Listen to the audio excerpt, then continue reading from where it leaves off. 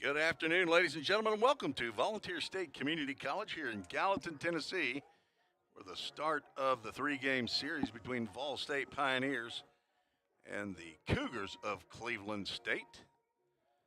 Beautiful sunny day here in Middle Tennessee. A little bit cooler.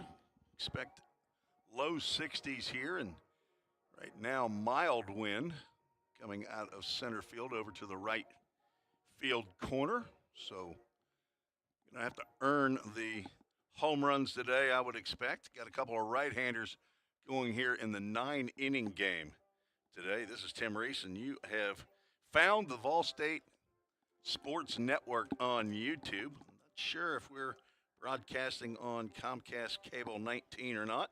A.J. Fawson, our chief engineer, if he's listening, and probably will let me know at some point. But if we are, then welcome to those of you that are watching here locally in Gallatin, Tennessee, located about 20 miles northeast of Nashville, Tennessee.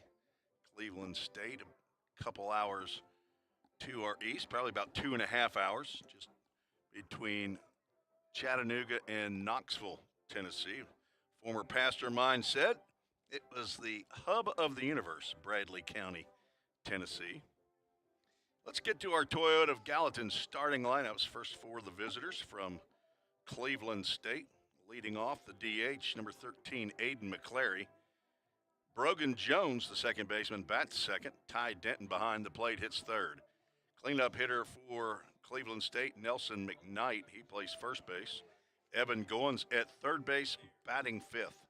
Caleb Gibson, the right fielder, hits sixth. And the center fielder is Nate Dunphy. He'll bat seventh. John Reed is the shortstop. He hits eighth. Nate Severance, the ninth hitter in the lineup. He'll play left field. And on the mound for the Cougars, his eighth start of the year, Adam Baker. He's a redshirt freshman, 6'6" from Knoxville, Tennessee, Hardin Valley High School. He comes in with a 1-1 record, has a complete game and a shutout. 35 innings of work, 27 hits, 21 runs, 17 of those earned, walked 18, struck out 37, given up 3 long balls, and plunked 4 opponents with a 4.37 ERA. And Cleveland State head coach in his first year as the head coach, Aaron Bryant. He's been with the program since 2003. He has taken over for longtime head coach Mike Policastro, who has been the athletic director at Cleveland State, as well as the head coach in baseball, and now he's just the athletic director. I'm sure Mike would say, there's a little more than just being the athletic director. But he's one of the good guys. I've always enjoyed getting to visit with Mike. Hopefully he's listening in. Don't think he's here. So he knows we have a broadcast, and hopefully he's listening in. And Mike, if you see my email address on the screen, send me an email. Let me know that you are listening. Aaron Bryant is assisted by Grant Zawadski. He's been with the program since 2018, a former player with Cleveland State. He moved on to Bryan and played in the Texas Rangers organization for 5 years. Also assisting head coach Aaron Bryant is Drew Korzybski. For the Pioneers, they will throw out a lineup looks very similar to what they have been. There's a few changes. Drew Plummer, he's still in the leadoff spot, and he's still going to play second base. Reed Mashinsky's out in right. He'll bat second. Easton Denning, first base, hitting third. Gage Hoover's a cleanup batter. He'll play left field. Scotty Dean is DHing here in game 1 of the 3-game series. He bats fifth. Lex Falsoni behind the plate, batting sixth. Luke Lawson out in center field, batting seventh, in for the injured Devin Thrain. A.J. Armstrong, he's down at third base, and he'll hit eighth. And the number 9 hole hitter is Brady Nepper, playing shortstop. And on the mound for the Pioneers, Eben Hansen, sophomore, transfer from King University, 6'2", 190 pounds, from Maynardville, Tennessee, Union County High School. He was the 2023 TBCA 2A Player of the Year. He's a general studies major, and at some point in time, he wants to get into construction science. And he has a host of folks that are not only here, but probably listening in on the VolState YouTube channel. Carl and Jane Hansen are his parents. He's got a sister, Neely. And hello to Grammy and Aunt Betty, Aunt Carol, Pap and Mimi, all from Maynardville. And I believe I got a picture last weekend. They were all at Pellissippi State. I want to say there was at least 20, maybe 19, 20 people that were in this picture. Let me see who sent that to me.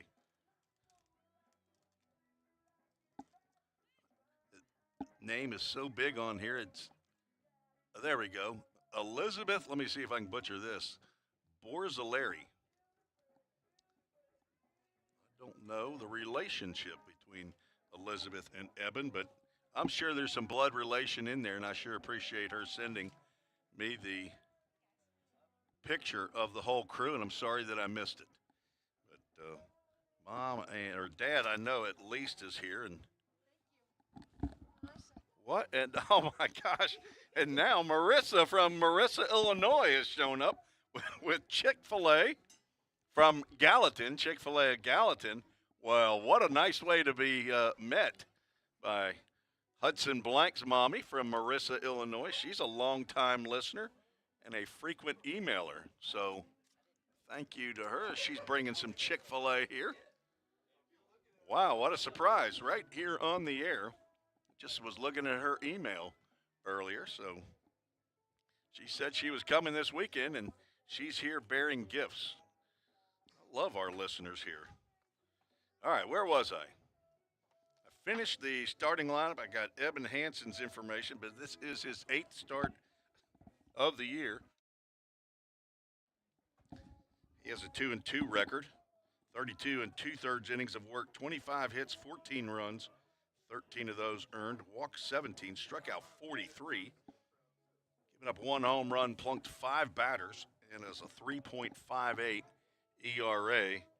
Eben is 4th in the league in strikeouts. He's 3rd in the league in strikeouts per 9 innings, as you see the head coaches.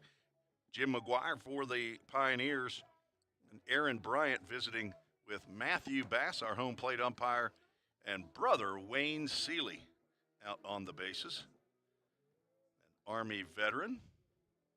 Get to see him in Summer League ball as well, and I think this is his first time to be here. Whoa, we're starting out with the national anthem. Coach McGuire put his hand to his heart right there real quick. Wayne Seeley, he stood at attention. We're just getting warmed up here, aren't we, Caden? He's excited. He is a patriotic young man. You guys probably didn't hear the start of the national anthem. We got a new public address announcer. We're going to try out a new one. Kobe Ross is here. He's going to do a great job during the game. Coach McGuire is assisted by pitching coach Trevor Mutzi and volunteer assistant coach Lucas Wilburn. VolState comes in with a record of 22-9, 6-8 in the conference. Cleveland State is even at 14-14 overall, and they are 8-7 in conference play. VolState in, I believe that is with that 6-8 on here for some reason, or 6-7. Not sure why we've got that. I've got 6-8 on my score sheet. Oh, should I mention that you're here? No? Are you playing hooky? You can be here. Got McAllister's. They're not one of our sponsors. I can't say that. I got some Chick-fil-A of Gallatin as Dr. T has shown up and she's claimed her seat. I told Jaden Perez, who was sitting there, I said, you can sit there until it becomes the presidential suite, and then when that happens, you got to move. Dr. T has her place reserved. She's a super fan, but right now, Miss Marissa Blank she's moving on up. You bring the broadcaster some food, and I didn't even go to Jersey Mike's before the game to get something to sustain me, and who knows, I might wither away. That was pretty good, though. That salad right there. We are waiting for something. As the Ball State players are now gathering, getting a little bit of a later start. Not sure if Eben Hansen had a little bit to before his warm-up was, or we were waiting for Dr. T to get here. And the Pioneers taking the field wearing their all whites. Of course, we'll have our national anthem that we will not be able to carry here on the YouTube channel. We don't want to get kicked off. So as we start, we will take a break for our national anthem and be right back with the first pitch. You're listening to the VolState Sports Network.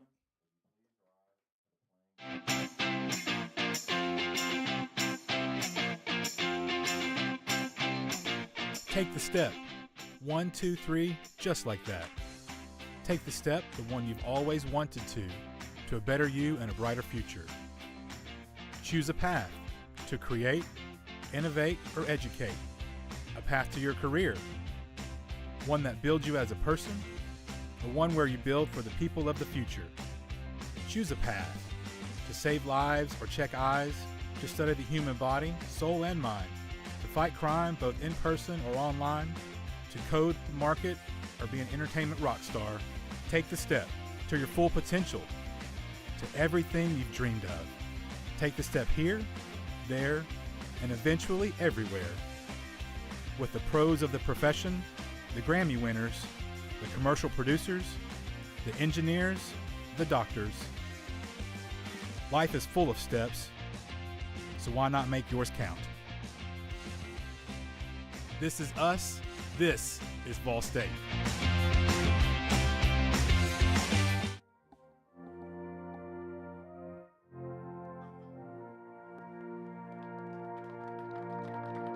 And Kobe says, Play ball. Kobe about forgot about that.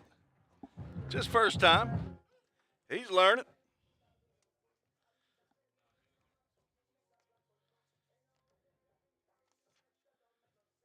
Kobe Ross, 6'4", 210-pound, right-handed pitcher. He's also an outfielder.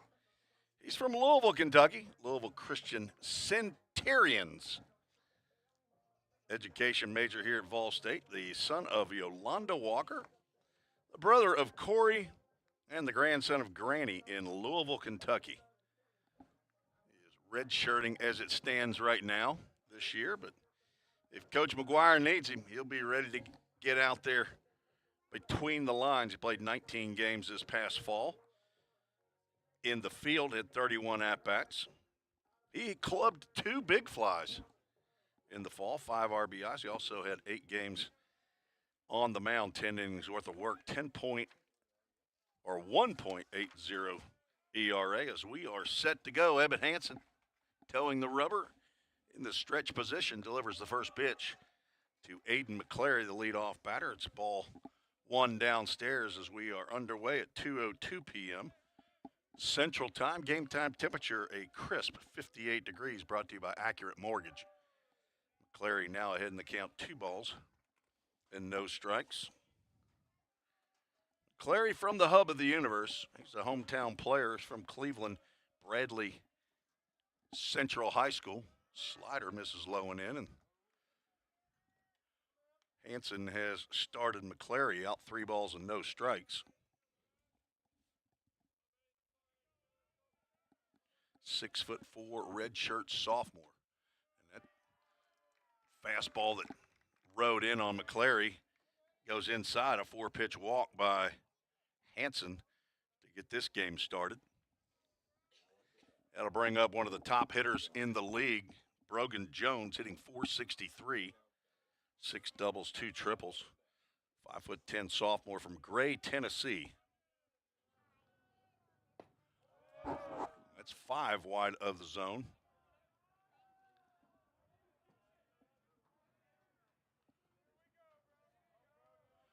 I have to check my schedule here to see if VolState is actually 6'8".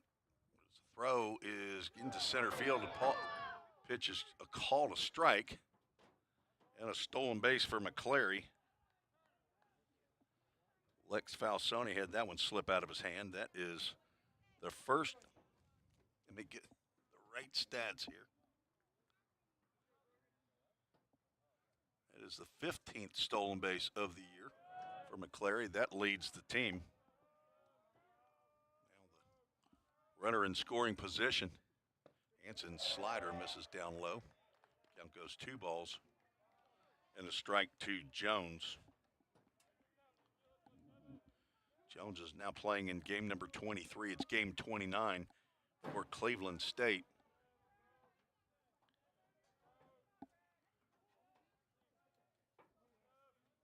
"31 hits. It's blocked by Falsoni on the spike breaking pitch. Hanson seems a little bit off here in the top of the first inning. Jones getting on base at a .563 average. On deck, Ty Denton. There's a ground ball to second. Plummer stays down, gloves, and throws on to Denning. On the play, McClary moves over to third. So a productive out for Brogan Jones. Brings up the 3-hole hitter Denton, hitting .323, 5 doubles, a triple, 3 home runs. He has 18 RBIs for the season.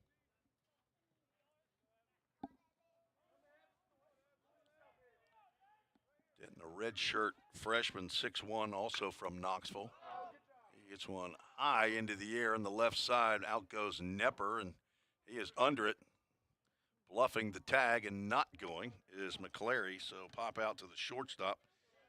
And VolState, an out away of getting out of the top of the first, unscathed. Nelson McKnight stands in.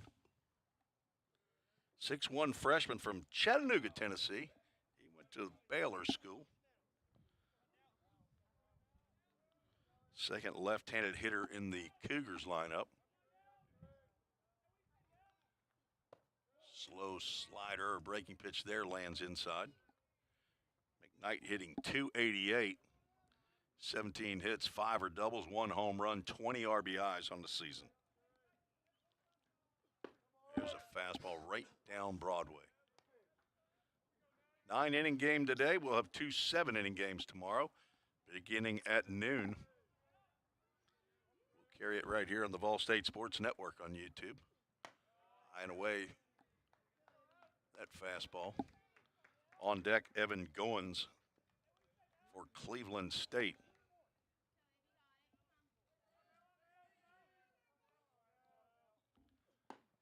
Another fastball up. McKnight does not offer.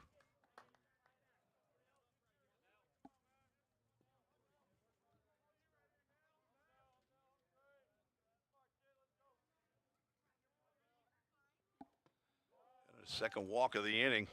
Puts runners at first and third. Hanson came in with 17 walks in 32 2/3 innings. Now with 19.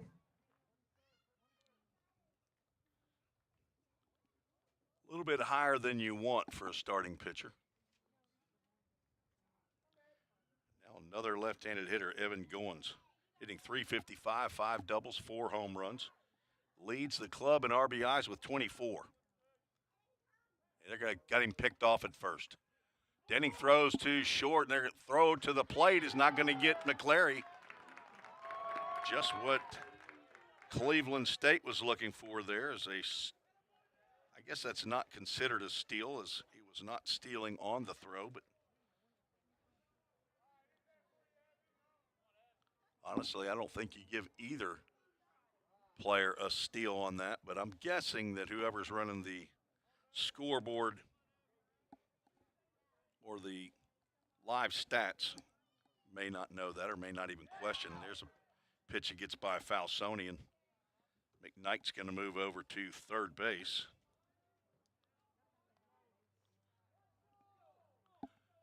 That pitch has got a lot of movement on it. Not sure if Lex wasn't sure what pitch was called there or not, but looked like that was a pitch he should have handled. Runner now at third, 2 outs. Fly ball off to the left side. That will land out of reach, but it will be within the confines of Pioneer Field. Picked up by Gage Hoover. He'll toss that into the bullpen and let somebody, one of those pitchers down there, run it back into the dugout. So 1 run, no hits here in the inning, 2 walks. Got Cleveland State up 1-0. Toyota of Gallatin scoreboard out there. Left center field, overhand breaking pitch stays up high. Gage Hoover in left, Luke Lawson in center, Reed Mashinsky in right, A.J. Armstrong at third, Brady Nepper at short. Tapper foul at the plate. Drew Plummer at second base, Easton Denning at first, and Lex Falsoni behind the plate with Eben Hansen on the mound.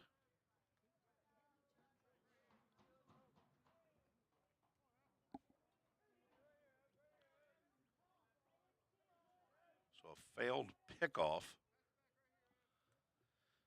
allows McClary to score from third on the first and third. It's going to drop in front of Mashinsky for an RBI single for Goins. And Cleveland State leads 2-0. First hit of the inning, the 25th RBI of the year for Goins. 6-foot sophomore from Knoxville Bearden High School. And the 6th batter to come to the plate is Caleb Gibson, hitting .352. 18 RBIs. Looks at a breaking pitch on the outside corner for a called strike. Gibson, a 6'3" sophomore from Columbia, South Carolina. Transfer from Spartanburg Methodist.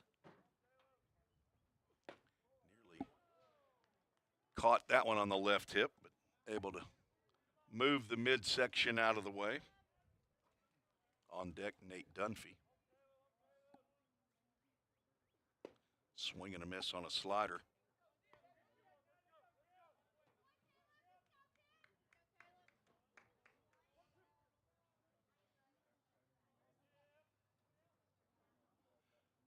One, two, outside. Runner bluffed going to second, but did not go.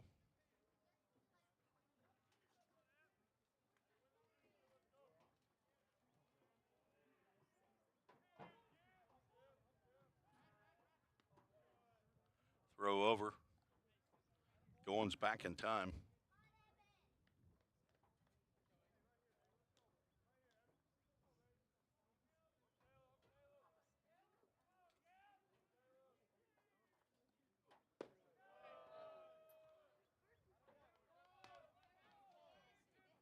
Full count Ministries, full count to Gibson.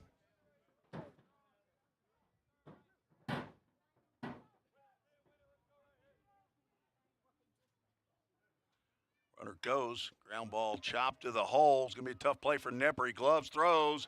Nice play by Brady Nepper to retire Gibson. Strong throw.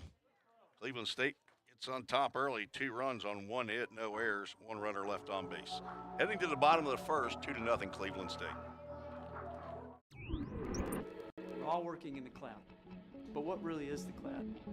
If you start pulling back the clouds themselves, you find out it's an infrastructure. Computer science is really computer engineering. Right now, Middle Tennessee is quickly becoming a growing tech hub with several IT companies that are looking for skilled workers. if you're pursuing the CIT program at VolState, you're preparing yourself to fill those positions. Have you ever wondered what happens when you click Buy It Now? A whole series of transactions take place, from the manufacturer to your front door. That is logistics and supply chain management. At VolState, we offer end-to-end supply chain courses. Going into the future, our students need to understand these processes. A lot of business is dependent upon getting a product on time. Students here at VolState are able to leave here with that knowledge. Because the supply chain Is counting on me.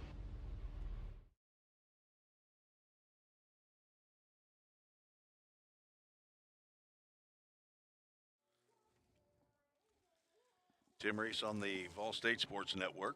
Headed to the bottom of the first inning. Adam Baker out on the mound for Cleveland State, 6'6", redshirt freshman.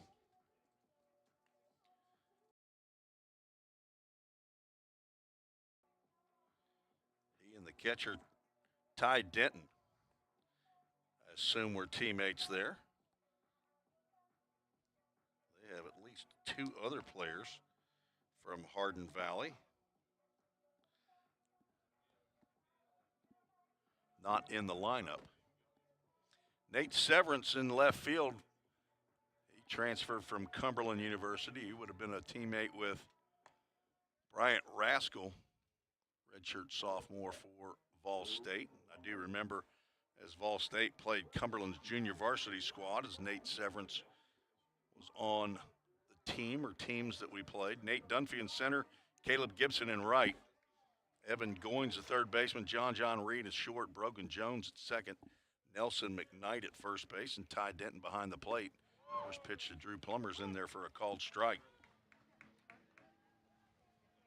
Plummer, red shirt, sophomore, hitting .309. And can't hold up on that pitch. It might have been above the letters. He's down in the count 0-2. Leads the team in runs scored with 34. That's tied for 5th in the conference. Also leads the team in stolen bases, but you can't steal first. Plum is down on strikes. Now Reed Mashinsky steps to the plate. Couple of hitting streaks going in the starting lineup. Reed Mashinsky has the longest one, I believe, of the year by any player. That's a 9-game hitting streak.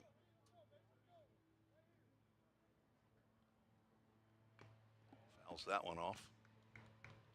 Drew Plummer came in with a 6-game hitting streak. Scotty Dean with a 5-game hitting streak. And Mashinsky a 9-game hitting streak. Reed hitting .345, playing in his 27th game of the year. They want to check down with the base umpire to see if Reed went on that pitch. He said no. 30 hits for Mashinsky, 8 doubles, 2 triples. Pitch just missed. Apparently above the letters. He has 16 RBIs. And a 3-1 count for the redshirt sophomore. Fouls that one off the screen. It stays in the field of play. 6'3", 175-pound outfielder from Bradenton, Florida, son of Mike and Karen Mashinsky. Pops that one down the right field line. It will be foul, and a couple steps toward the line, but knew he wasn't going to get there in time. That's a full count, first pitch, foul ball. Brought to you by Full Count Ministries with a brand new sign out there in the right center field fence. We got some new signs out. Mashinsky has to move the moneymaker out of the way. Draws the walk. Perfect time to play that little clip, walk this way. But we're not there. And Easton Denning steps to the plate. Tie this up with one swing. Got to keep remembering to turn that down. It's a little bit loud on the for you. First pitch swinging, pops up the out of play. Denning's ready to hit when he comes to the box. 6'3", 215-pound freshman from McMinnville, Tennessee, Warren County High School. Son of Terry and Sierra Denning. Terry probably listening from the pharmacy today. Hello to Ruby, Willa, and Lawson, who are in school, I would assume, unless it's spring break. I don't think it is, as that pitch is spiked. Don't think they're here in the stands, so that means they're in school. Pappy and Nani, Papa and Grana in McMinnville, and Stacy and Gigi in Dunlap, Tennessee.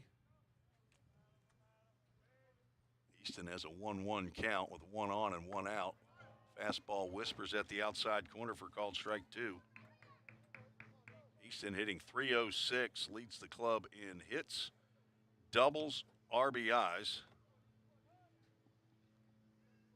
and at-bats. Maybe a timeout called by Easton Denning as home plate umpire and base umpire communicating with each other. Baker comes set and delivers. It's spiked in a nice block again by Ty Denton.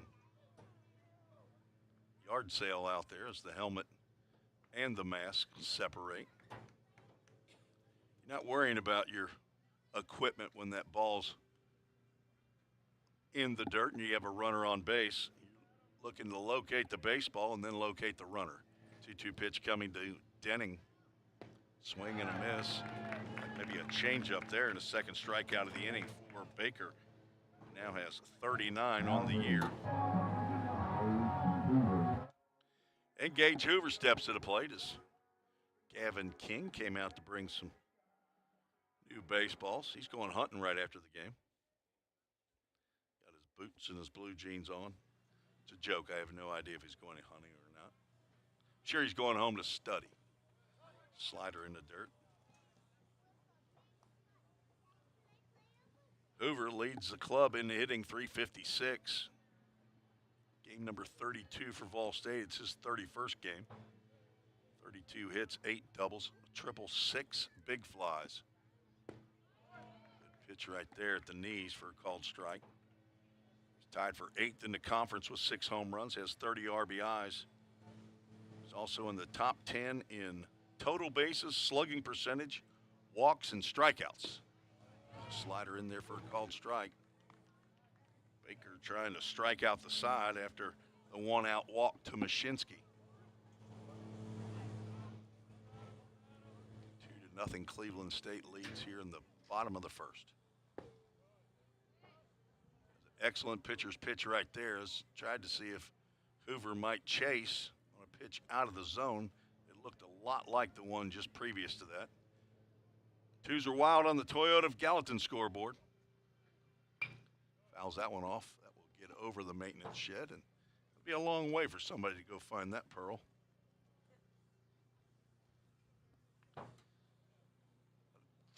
Couple 2 or 3 year olds over here on the right beside or right behind the first base dugout. Let's send them. 2-2 pitch again. This is inside. Well, another Full Count Ministries full count. Got a new Chick-fil-A of Gallatin sign out there on the left center scoreboard. That looks nice. Cultivate Performance sign. Runner goes. And there's a full count first pitch, foul ball. Hey, while you go get the first one, grab that one. I believe we have a new hit after hit sign out there right next to Full Count Ministries. New framework. Ball that gets through it up the middle. Mashinsky's going to head to third. Throw comes into second base. There's a little bit of 2-out rally action as Hoover gets the first base hit of the game for VolState. Now runners at the corners, brought to you by Line to Line and Game Time Sports Field. Thanks to Stephen Dotson and Bill Marvitt for their support of VolState baseball. That brings Scotty Dean to the plate. 5-game hitting streak for Scotty. Sophomore transfer from Clarksville, Tennessee. Swing and a miss on a slow breaking pitch. Scotty hitting .279, playing in his 24th game. All starts, 17 hits, 3 doubles, 2 home runs, 7 RBIs. A good spot right here to pick up at least number 8. But right now he's not coming close to hitting that breaking pitch. Keeps expecting Baker to throw him a fastball, and he hasn't gotten it yet.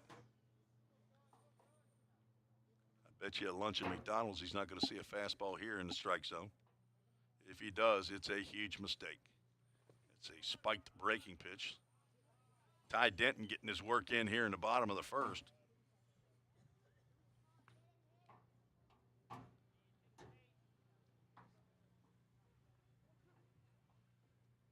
Baker got the start in the 10-0 win 8 days ago. Off the end of the bat, Baker is going to get that squibbler and underhand to McKnight at first base for out number 3. No runs, 1 hit, no errors, 2 runners left on base. 2-0 is the score. We're heading to the top of the second. You're listening to the VolState Sports Network. A degree in criminal justice can help you find the exciting career that you've been looking for. As a member of law enforcement, as a crime scene investigator, a teacher in a classroom, a detective working on cases, a lawyer or judge, or nearly any job where you get to put the bad guys away.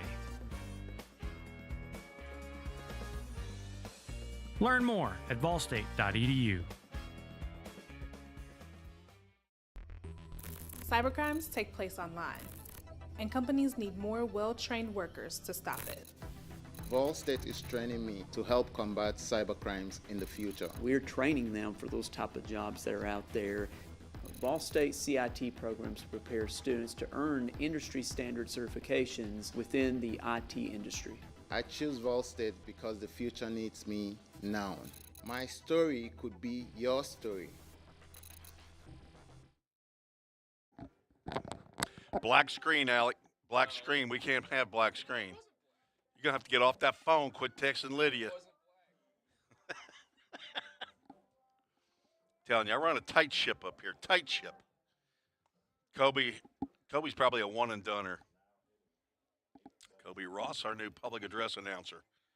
So we head to the top of the second. Nate Dunphy, John Reed, and Nate Severance scheduled for Cleveland State. Evan Hansen back out on the mound here in the second inning. Dunphy hitting .227. Looks at a called strike.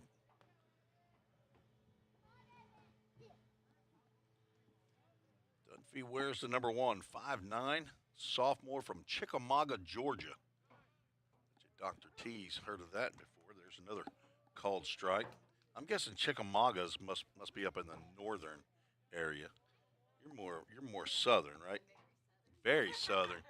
Chopper up the middle. Nepper charges gloves, throws on to Denning for 1 out. Couple of ground outs to Brady Nepper, sophomore. Another transfer. Forgot about him. He and Severance probably were teammates together. He is on deck as John Reed steps to the plate.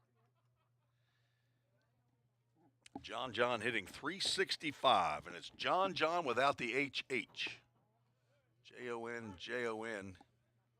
It's either Reed or Red. I'm going with Reed because that's what the coach said. 6'1" freshman. He's also from Georgia, Gainesville, Georgia.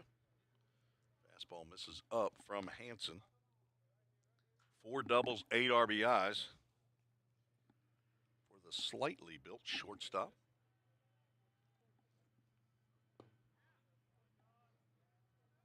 I was a shortstop, but nobody said I was ever slightly built. There's the thick shortstop stepping to the plate. Stretched it at 6 foot, probably was about 5'11" and a quarter. Breaking pitch fouled off to the right side. I don't know where I got these thick thighs and large gluteus maximus, but maybe it was on my mom's side. 2-2 pitch. I will have a full count. Ministries full count. Stay tuned after the game. We'll have a full count. Ministries verse of the game is delivered by Devin Thrain, center fielder who's out today. Breaking pitch misses up. Third walk of the game in the first 8 batters for Evan Hansen. Now that does bring up Nate Severance. Redshirt freshman, 5'10", from Murfreesboro, Stewart's Creek. He's a creaker, just like Lex Falsoni, who's behind the plate. Gage Hoover, who's out in left field. Transfer from Cumberland, throw over to first. Drives Reed back.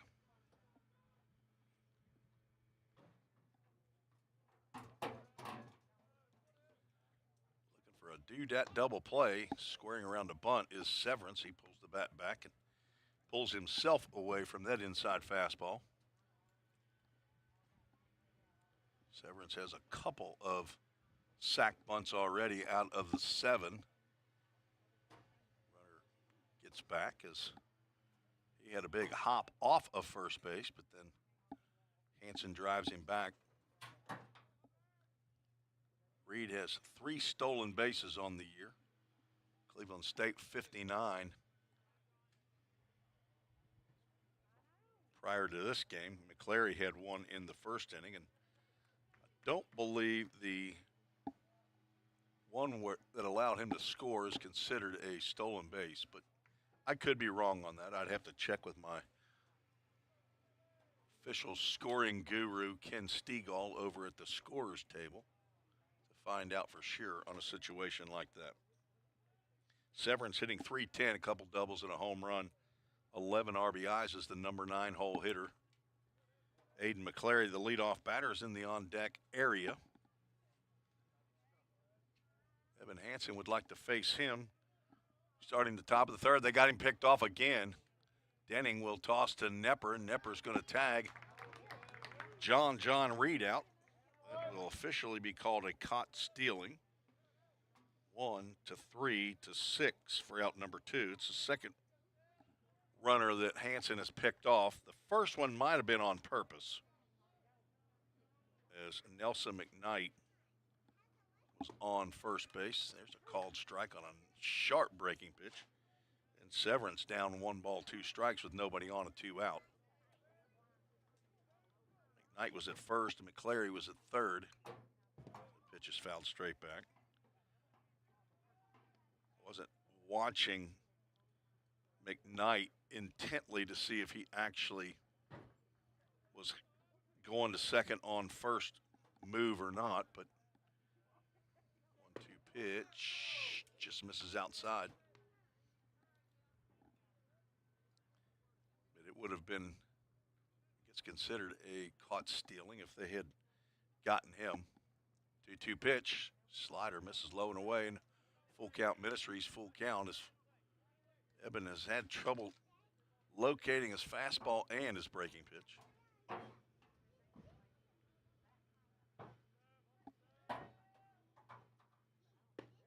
That's going to be strike 3 called on a pitch that winked at the outside corner, and that's a Chick-fil-A of Gallatin strikeout to end the inning. 3 come to the plate, 3 turn and go back to the dugout some form or fashion. No runs, no hits, no errors, and nobody left on base. Heading to the bottom of the second. Thanks for joining me on the VolState Sports Network. Hey, Jake, that personal price you gave me was a home run. I can't wait to give you some free baseball lessons. Man, I'm really excited about this myself. But you do realize the thing with Toyota of Gallatin is everybody gets the personal price. It's what makes us special. Wait, what? Everybody gets it? Everybody gets it. Let's play ball. Okay. Jake, you ready? Let's do this, Coach.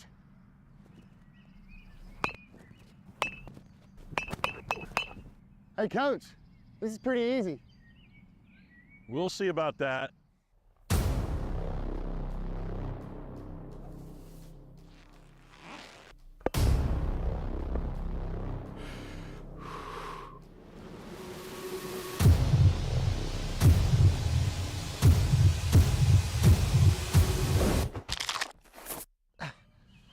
Oh, I think I pulled something. Yeah, better luck next time, old man. I think I'm done, Coach. Call 911.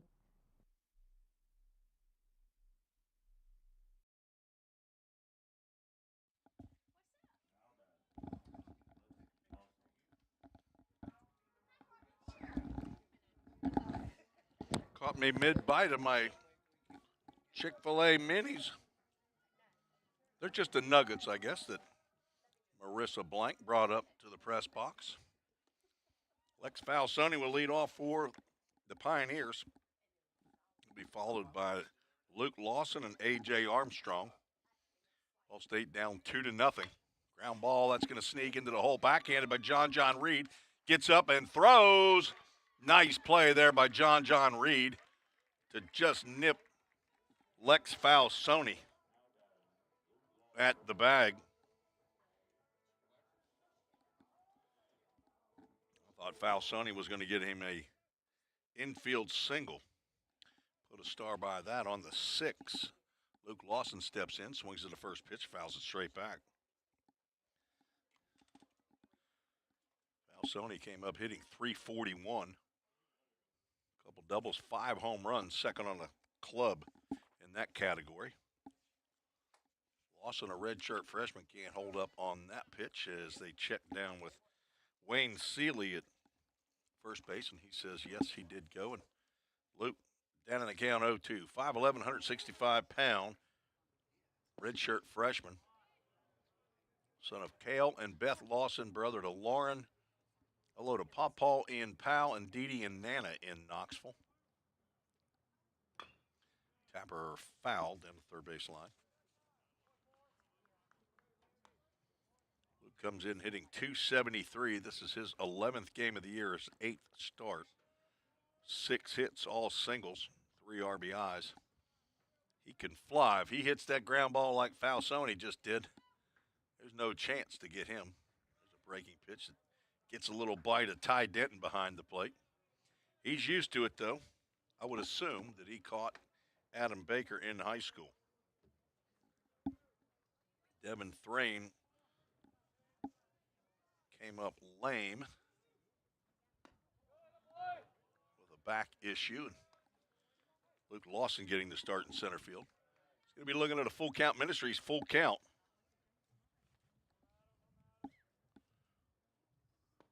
And he's going to draw the walk.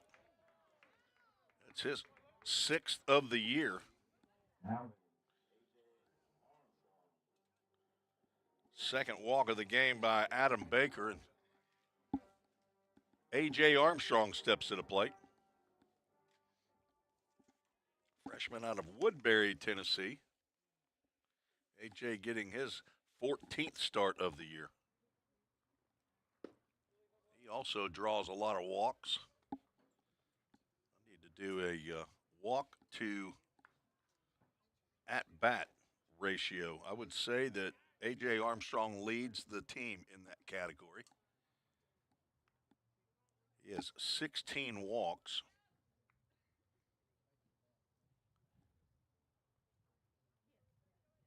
51 total plate appearances. A balk is called. And Luke Lawson will hit on down to second base. He didn't even have to pass go. So no pitch on Armstrong. He's there with a 1-ball, no strike count. Again, he tries to hold up. He apparently does hold up. Now they're going to check with base umpire, and that is not a popular decision coming from the reaction of the fans to the right of the press box. Those would be the Cleveland State fans. 1-2-0 pitch. There's strike called. Whoever was running the scoreboard even thought that he went because they put a strike up there. A.J. now with a 2-ball, 1-strike count, 1 out. Brady Nepper on deck. Baker delivers, and that's going to hit A.J. Armstrong. And runners now at first and second. The 5th plunking of the year by Baker. That is Armstrong's first. That's the way you want to get hit right there. Just go ahead and let the front of the jersey take all the pounding. Maybe pop a button. And Brady Nepper stands in. Sophomore from Greenbrier by way of Cumberland. There's a breaking pitch right over the inside corner for a called strike. Nepper hitting .286. This is his 6th game of the year. 5th start. 4 hits, including a double, 5 RBIs.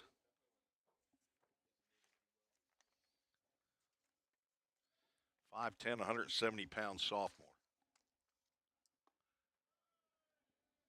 Been several check swings by Pioneer batters today. Some they've been able to hold up on, some they have not. On deck, leadoff batter Drew Plummer, who had a couple of those in his first at-bat. Couple looks back at second, and the pitch sliced just over the Cleveland State dugout. Brady, the son of Gary Nepper and Stacy Chapman, grandson of Nana in Springfield, and granddaddy and grandma, they're down in Jackson, Tennessee. A business major here at VolState, went 1 semester at Cumberland before transferring. Runners going, drilled out to right field. Caleb Gibson is going to be under it. He's going to throw back to second, and they're going to double off Luke Lawson. Not sure if Luke was trying to steal on the pitch. Looked like he was.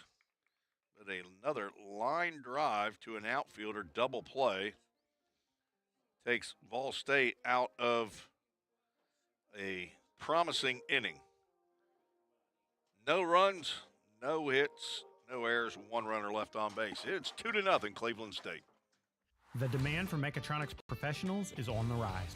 Students get to earn a wage and college credit simultaneously via our work-based learning program. This hands-on experience gives them a competitive edge in the job market. Industries like automotive, aerospace, electronics, healthcare, and even mining rely heavily on these systems. These positions offer competitive salaries and a chance to contribute to the cutting-edge technologies that are shaping the world around us. Join us in pioneering the future of manufacturing through the power of mechatronics. Visit volstate.edu to start blazing your pathway now. Classes are available now at the Gallatin and Cookeville campuses. Every day, all around the nation, people find themselves in need of a hero. Fire and emergency medical responders are those heroes we need. They make the difference between life and death. If you desire to make a difference in your community, VolState is leading the way in training everyday heroes. We offer EMS, paramedic, and fire. Get a nugget every half inning from Chick-fil-A of Gallatin, thanks to Marissa Blank, mother of Hudson Blank, freshman here at VolState. She's from Marissa, Illinois. Her and Joshua, she might call him Josh. They've got a daughter, Isabella, as well. Not sure if this is her first visit during the season or not, but she said she was coming, and she's here. Top of the order at the plate for Cleveland State, Aiden McClary, who walked in the first. Swing and a miss on a breaking pitch. 1 ball, 2 strikes to the left-handed hitting DH. Came in hitting .259, fouls that one off to the left side. Chatted with him just a little bit before the game started. He's from Cleveland, Tennessee, and he said, we know somebody in common. Guy who just left the First Baptist Church of Cleveland. Slider, good thing he didn't swing at it for the Pioneers, because he'd be on first base as that ball got through the 5-hole of Lex Falsoni. Jeff Lovingood, the former pastor at First Baptist Cleveland, was also the pastor, or the youth pastor at Long Hollow Church, where I attend. 2-2 misses high and away. And Hanson in danger of walking McClary of a Full Count Ministries full count.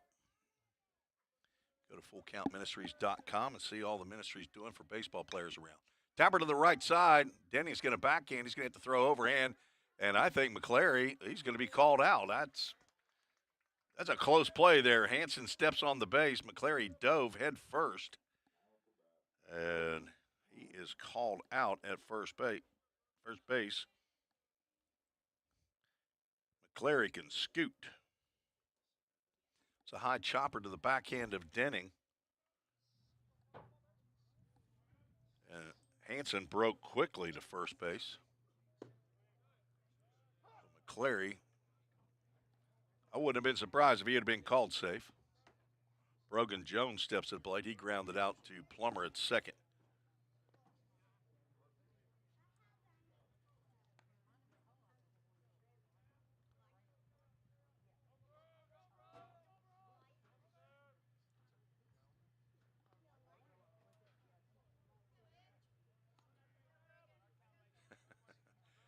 Aunt Betty. There we go. That's where Elizabeth comes from. Okay, I got it now. Aunt Betty. She sent me an email to make sure that, let me know that I pronounced that last name correctly. Glad you're listening in. Thank you for the email, Aunt Betty. The largest support group. The young man on the mound. 3-1 pitch, breaking pitch right across the plate. And he just wants to get us to a lot of Full Count Ministries full counts, I guess. Most of you know it's how I got my broadcasting start 4 years ago. Ground ball fouled on the third base line. Somebody in the bullpen out there will hop the fence and grab that baseball that made it all the way out to the warning track. Folks still showing up here at Pioneer Field at the Tim Garrett Baseball Complex. Ground ball, A.J. Armstrong cuts it off, and a quick throw to Denning to retire Brogan Jones. Route number 2. Ty Denton will step to the plate. He popped out to Brady Nepper in shallow left field. Brady Nepper's the shortstop.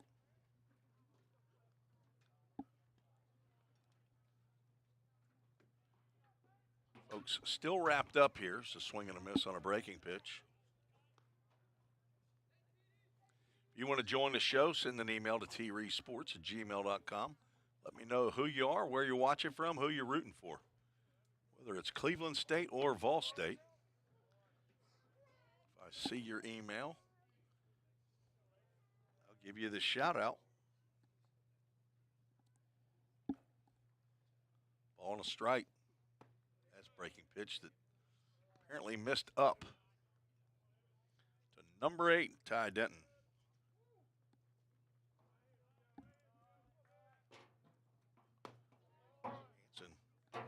Delivering a lot of pitches here. I don't have the pitch count, but 3-1 pitch. He has been on the wrong side of the count to a lot of the Cleveland State batters. And he misses down low there. Didn't miss by a lot on a couple of those breaking pitches, but walk number 4 puts Denton on base with Nelson McKnight stepping in.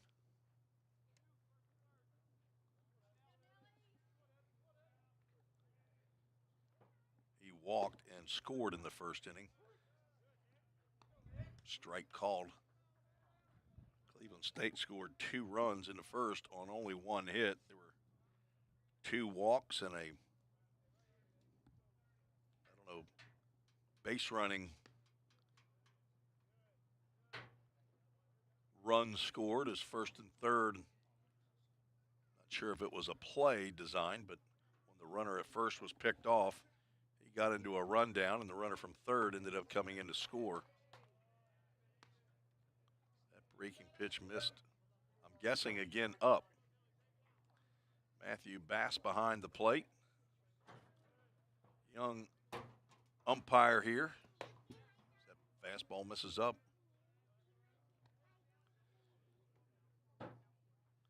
Don't have the wind that we've had in the last couple weeks here. There's a little bit of it showing up here in Gallatin, but it is not a factor. Tapper fouling another off-speed pitch. 320 down the lines here at Pioneer Field, 350 to 355 in the alleys, and 380 to dead center field to the batter's eye in center field. 35-foot fence out there probably in center field. McKnight able to hold up on that breaking pitch. We'll have a full count, Ministries full count.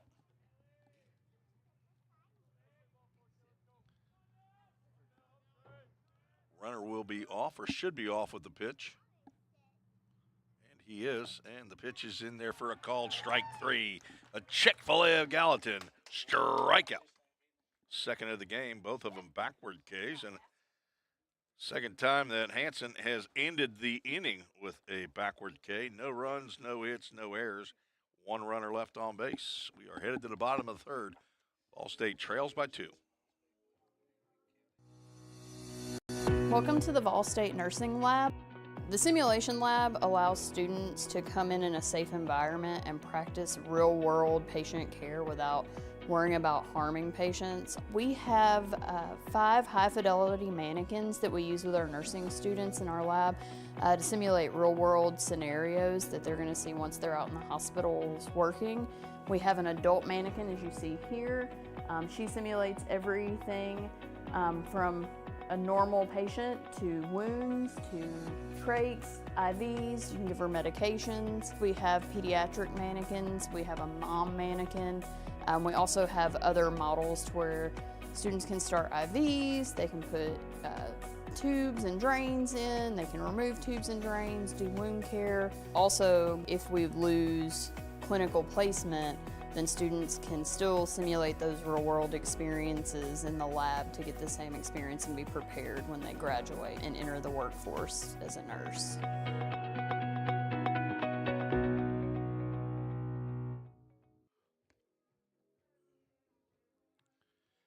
VolState will play a midweek game against BC Athletics on Wednesday, I believe that is, March the 26th.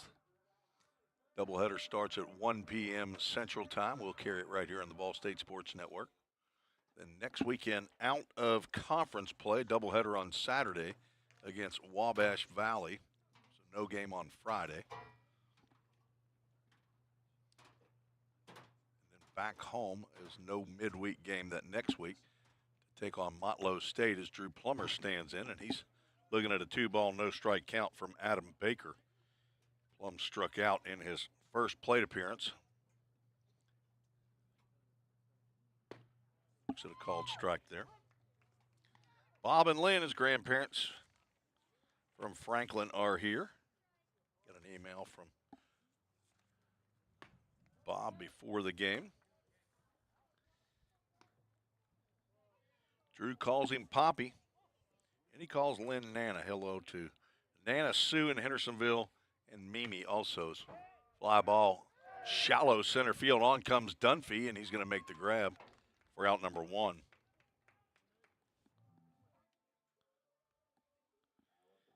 Drew's dad not feeling well. Bobby Plummer probably listening in on the VolState Sports Network in Spring Hill. Stacy's here. Stacy Plummer from Thompson Station is here in attendance. Reed Mashinsky stands in. He takes a healthy cut at the first pitch he sees. Comes up empty. One of 4 Floridians on the club. He walked in the first, was stranded at third.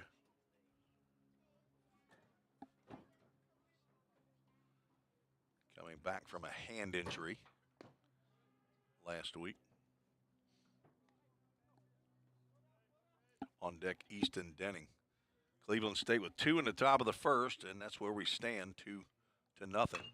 Chopper to third. Evan Goins on 1 hop. Strong throw to first, retires Mashinsky.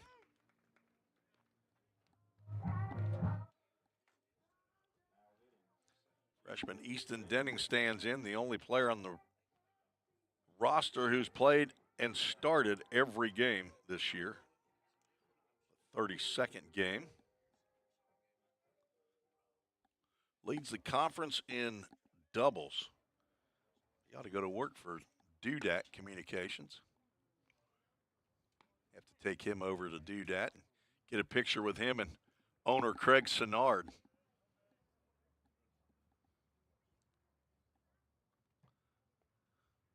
Swing and a miss on a fastball. Looked like Easton was a little bit out ahead of that, so maybe a little bit taken off of that.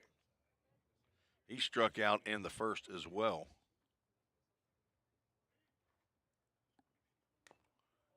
Tapped that one foul.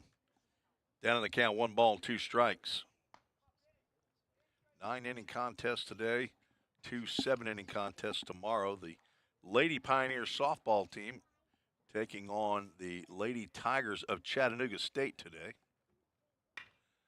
That's flying out to right center field. Gibson with his glove up. That's going to be maybe a problem with the sun. No, Gibson makes the catch.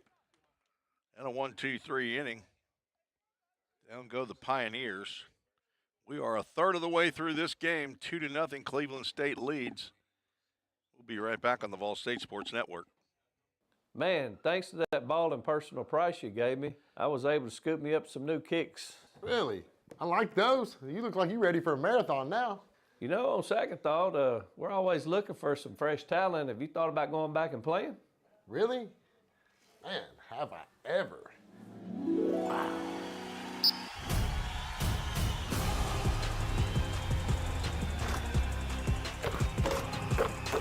Go to the goal. There you go, buddy.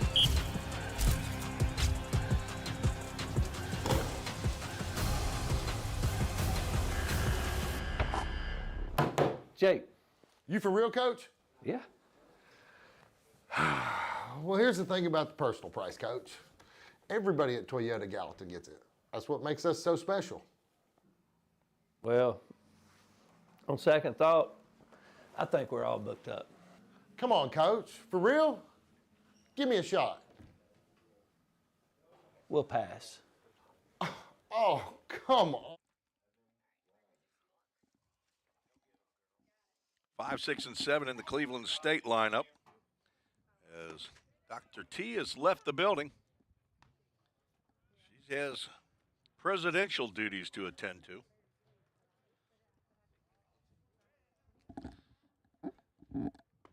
Hate when work gets in the way. Is that what you said? The grill master, athletic director Bobby Hudson, is here. He grills meat and he knows things. Cohen's ground ball to first. Denning bobbled briefly, picks it up, and he'll step on the base for round number 1. Allen, Caleb Gibson. Caleb Gibson steps to the plate. Top of the 4th inning, VolState and Chattanooga State softball knotted at 1. It's the first and second place teams as Caleb Gibson squares around the bunt. Chattanooga State, I believe, is 6-0 in conference play, and Lady Pioneers are 11-1. Number off the end of the bat. If it was a 120-foot base down at first base, that probably would have come back into fair territory. But Easton Denning caught it right about at the line, maybe about 10 or 15 feet past first base, so it's a foul ball. There's a ground ball that's fair. To Nepper, it's short, high throw. Denning pulled off the base. That will allow Gibson to reach on the errant throw by Nepper. First error of the ball game for either team. And that brings up Nate Dunphy. Bobby Hudson's been around me a little bit. He knew I was trying to look up the game changer for Chattanooga State. It's probably VolState as time is called. Apparently a baseball got loose down in the VolState bullpen. And now it's still loose. Dunphy grounded out to Nepper, and they've got another runner picked off. That is the 3rd time that Hansen has picked a runner off at first. The first time he didn't actually get an out. This isn't the first one that's an actual pickoff. The rest, the runner went to second base. So pickoff, round number 2, squaring around the bunt is Dunphy. And he started heading down to first, but he forgot something, to put the ball in play.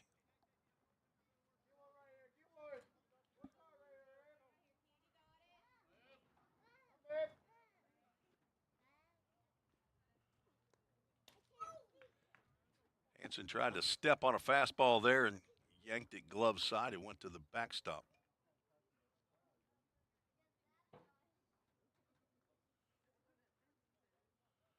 Left-handed hitter is Nate Dunphy. Got several in the lineup. There's a ground ball weakly hit to the right side. Dunphy beats it out. Got some rather quick fellas over here in this Cleveland State lineup. That's an infield single. Not sure what Plum could have done differently there. Maybe charge it a little bit more. Dunphy came in hitting .227 last year as a freshman. He hit .364. Played in 44 games for Cleveland State. 14 doubles, a couple triples, and a couple home runs. Hansen tries to pick him off. He's probably going to be a little more leery of that pickoff. He would look like he was leaning there and throw over. Not in time. Second hit of the game by Cleveland State. Hansen has had a bout of control issues. As in the first inning, the 2 runners that walked, they came in to score.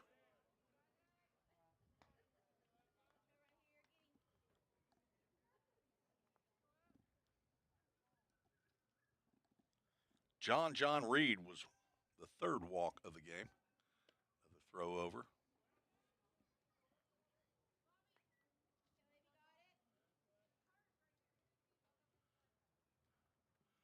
So Dunphy not having the year at the plate that he thought. There's a pitch right down the can. The throw goes into center field from Falsoni, and Dunphy is going to go to third as Lawson gets the ball back in. So give a stolen base to Dunphy. Got an E2 to Falsoni. Allows Dunphy to go to third. That is Dunphy's 14th stolen base in 16 attempts.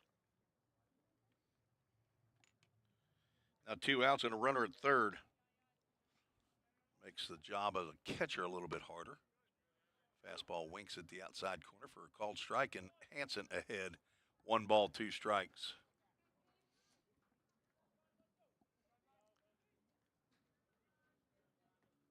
Trevor Mucci, the first-year pitching coach, calling the pitches into Lex Falsoni's ear, and he delivers it to Hansen. Hansen breaking pitch missed low and outside, backhand by Falsoni. Count goes 2 balls and 2 strikes.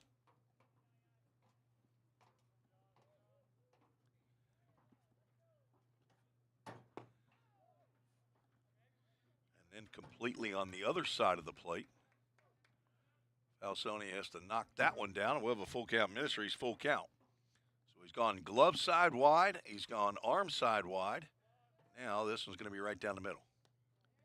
And ball that is missed, and that's going to score a run. It's going to be a pass ball on my book. I am not the official book, but ball 4. 5th walk, and the 3rd run comes in. That's an unearned run as it stands right now.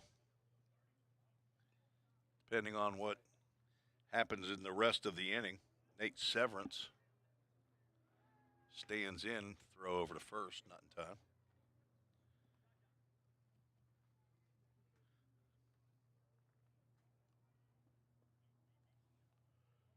VolState with action in their bullpen.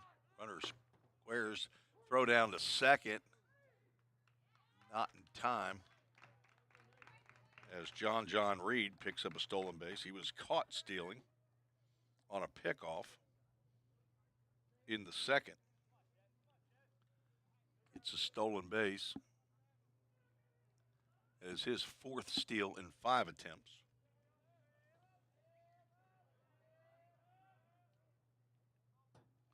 Now runner in scoring position. Cleveland State trying to play add-on, and Severance swings and misses down in the count 0-2.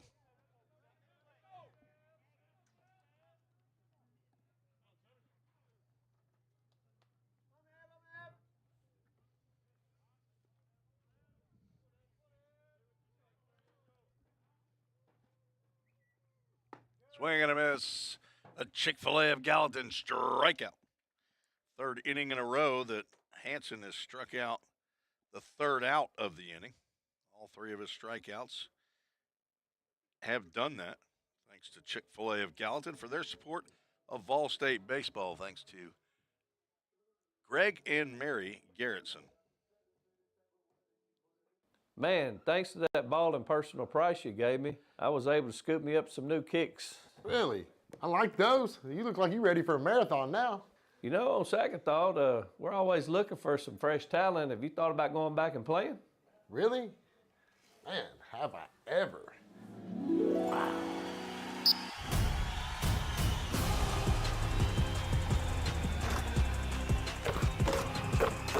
Go to the goal. There you go, buddy.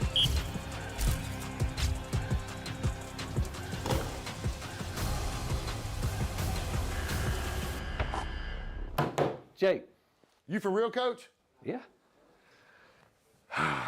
Well, here's the thing about the personal price, Coach. Everybody at Toyota Gallatin gets it. That's what makes us so special. Well, on second thought, I think we're all booked up. Come on, Coach. For real? Give me a shot. We'll pass. Oh, come on. Wow.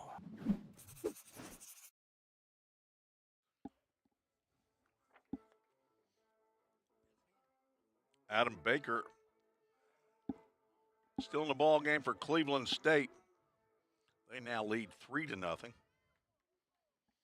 4, 5, and 6 due up here in the bottom of the fourth for the VolState Pioneers. Looking to crack the Toyota of Gallatin scoreboard. Gage Hoover is the only single in the game. It's actually the only hit of the game for VolState.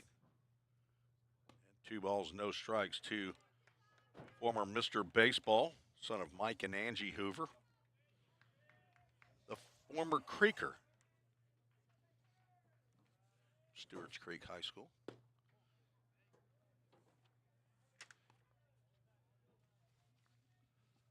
Hoover tied for second in the conference in walks with 25 as a 3-ball, no strike count. Now he is a 4-pitch walk to lead off the fourth.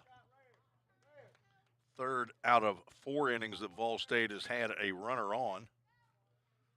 The first time they've had the first batter on. 3 walks in the game for Adam Baker. He's also hit a batter. That's some nice defense behind him as John Reed made a nice play. The shortstop. And that's ball 5 as Baker all of a sudden has run into a bit of a snag. Stay tuned after the game. Will the Toyota of Gallatin player of the game? Time is called. We've got another balk called on Baker. Second of the game puts Gage Hoover on at second. He balked Luke Lawson to second, but that's all the farther Luke could get. Scotty Dean, who was fed a steady diet of breaking pitches in his first at-bat, ultimately grounded out back to the pitcher to end the first. Now with a couple fastballs that are out of the zone.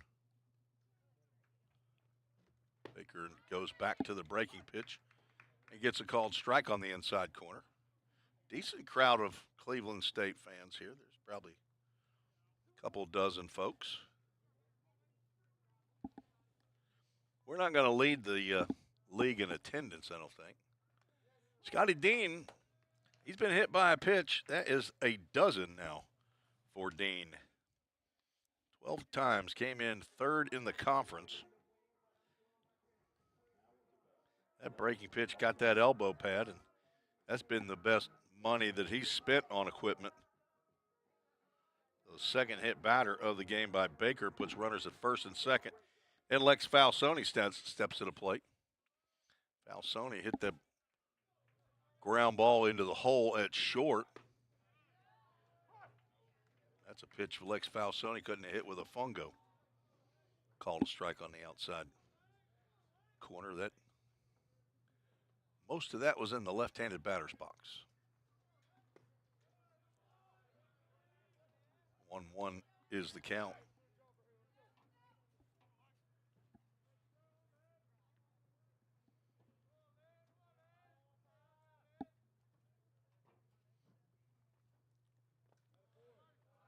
Now 2 balls and a strike. Ty Denton. My mom used to say, I don't really like you catching. I don't ever get to see your face. You get that mask on all the time. Ty Denton's family's seen a lot of his face today. That helmet has not been on a lot. Swing and a miss by Falsoni on the 2-1 count. Pitch might have been ball 3. The son of Jerry and Andrea Falsoni, sophomore from Stewart's Creek High School. Having an excellent year at the plate. 2-2 pitch. Foul tip. That one gets in and out of the mitt by Denton as Lex stays alive. Hitting .341. This is his 14th game of the year. He has 14 hits. Folks, he has 22 RBIs in 13 games. 5 home runs, 2 doubles. Chance to knock in a 1 or 2 here with a base hit or a double, but instead it's going to be a backward K in the book for Lex. He's 0 for 2. Is that breaking pitch right across the plate. First out, number 1. Third strikeout of the game for Baker. Struck out 2 of the first 3. That's his first since. There's a line drive right up the middle by Luke Lawson. That's going to get down. Coach McGuire sends the runner to the throw. Is going to be cut off, and Luke Lawson gets the job done and drives in the Framework Athletics first run of the game. Lawson on base both times he's come to the plate. Jumped on the first pitch that he saw from Adam Baker, and that gets VolState off the schneid. And nobody, and I mean nobody, wants to be left on the schneid. There's a base hit into right field off the bat of A.J. Armstrong. They will hold the runner. Gibson comes up firing, and the bases are juiced. A.J. Armstrong been on base both times he's come to the plate as he picks on the first pitch delivered by Baker. The number 9 hole hitter Brady Nepper, who lined out to Gibson in right field. Problem was Luke Lawson was running on the pitch, and he got doubled up at second. Now the bases are loaded. He started to go, holds up. They're going to say he did go. His base umpire agrees with the Cleveland State fans.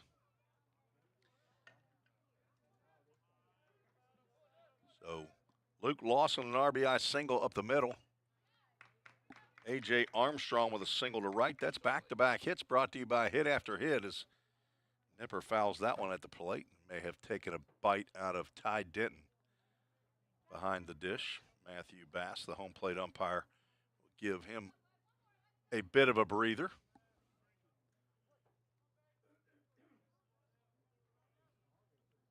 Oh, 2 pitch. Tapper and Nepper just got enough of that one. Stay in the count. Nice pitch there by Baker. Doubleheader tomorrow beginning at noon. I think we're even supposed to have nicer weather tomorrow than we have today. Nice take by Knepper. Brady, K-N-E-P-P-E-R. We are up to a whopping 60 degrees right now. Sunny day here in Middle Tennessee. Swing and a miss on a pitch in the dirt. Nepper is retired on strikes. That off-speed pitch right there, change up or something, it died as soon as he got to the plate. And back to the top of the lineup, Drew Plummer, 0 for 2, looking to continue that hitting streak. He's got a 6-gamer going. Swing and a miss. First pitch he sees. Not sure if it was a concerted effort. One of the coaches or somebody said, hey, let's go after the first pitch. It's happened quite a bit in this inning. Plummer backs away from that breaking pitch.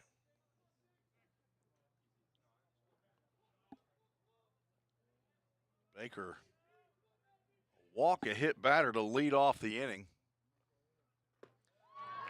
Snaps another curveball in there. This one has Plum backing up, but he comes over the plate for strike 2. And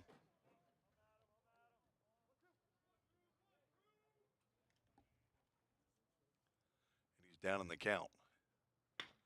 Ground ball that will get into the glove of the shortstop John Reed, and he steps on second base to end the inning.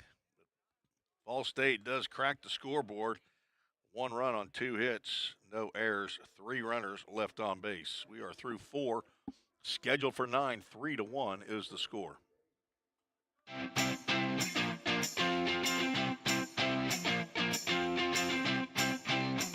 Take the step. 1, 2, 3, just like that.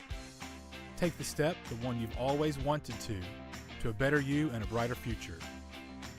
Choose a path to create, innovate, or educate. A path to your career. One that builds you as a person the one where you build for the people of the future.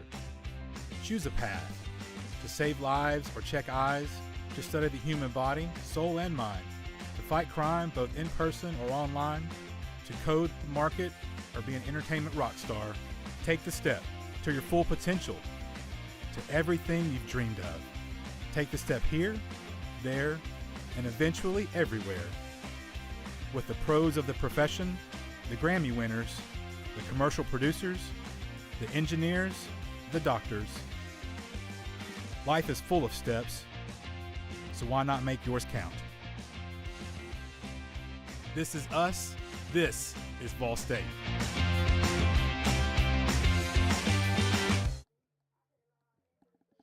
Summit Concrete call to the bullpen for VolState. Carter Waltz, sophomore left-hander, 5'10", 155 pounds from Springfield High School.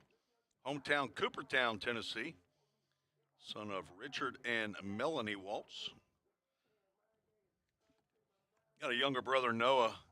Pops and Nana in Hendersonville, Granny in Coopertown, Granddaddy and Graham in Springfield. Waltz out in relief of Eben Hansen, who goes 4 innings, gives up 2 hits, 3 runs. 2 of those are earned. Walked 5, struck out 3. Right now on the hook for the loss. If VolState can't come back, he faced 18 batters. And now the top of the lineup, Aiden McClary is at the plate. He's 0 for 1, walked and scored in the first.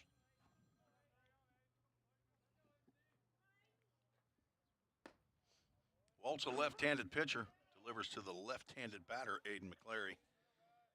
It's a called strike there. 10th appearance of the year for Waltz, 14 in the third innings. 13 hits, 5 runs, they were earned, walked 11, struck out 13.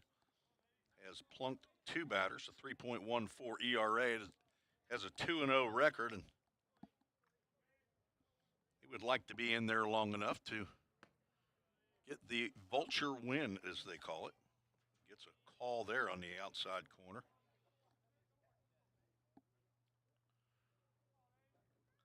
A little bit of a gift.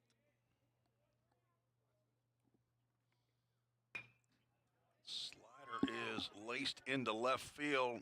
Hoover cannot cut it off. Lawson gets it and keeps McClary at first base, and a nice job there by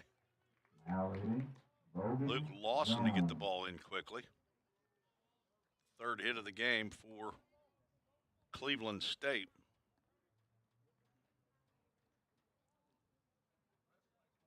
That brings Brogan Jones to the plate. He's 0 for 2. Came in hitting .463. Step off and a throw by Waltz. That gets into the dirt dugout by Denning.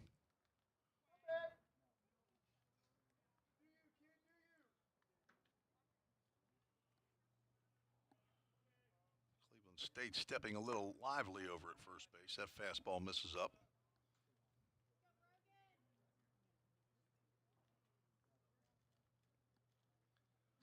Waltz threw against Calhoun. There's the standard throw over to first. Through an inning of no hit, no run ball. At Pellissippi State in the 1-0 loss on Thursday. Pitched an inning. There's a change up in there for a called strike. 2 hits and no runs. Walked 2, struck out 2. Is that right?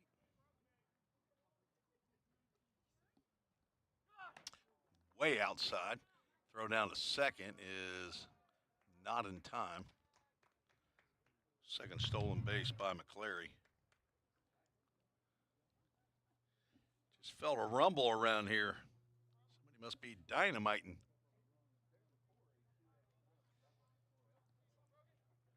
Former combat veteran Wayne Seeley did not hit the deck out there. Of course, he did not hear the duck and cover sound. Tired from the U.S. Army. That ball's well hit out to right center field. Lawson is still going back, can't make the catch. off his glove and off the wall. McClary coming to the plate, and head first slide. He's in there. And over to third base goes Brogan Jones with a triple drive in McClary. McClary had to wait to see if Lawson was going to catch that one. It's 4-1. That ball kept going and going and going, and I think Lawson might have just got to that warning track. Pulled that arm just a little bit right there at the end. There's another ball hit well out to center field. That should get the run in. Lawson makes the catch. That'll be a sac fly by Denton. And two have scored. There's the first out. Brings up Nelson McKnight with nobody on. 2 runs have scored.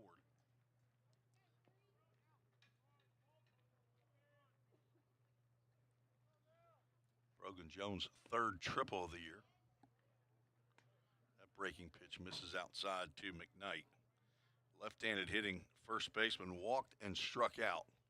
His first 2 plate appearances. Hits that one off the fist. That's going to drop in front of Reed Mashinsky for a single. So 3 hits in the inning off of relief pitcher Carter Waltz. His father Richard is a division manager with Alley Cassidy Brick and Stone. We'll have our Alley Cassidy Brick and Stone alumni spotlight right after this half inning. Throw over to first. Evan Goins has stepped in.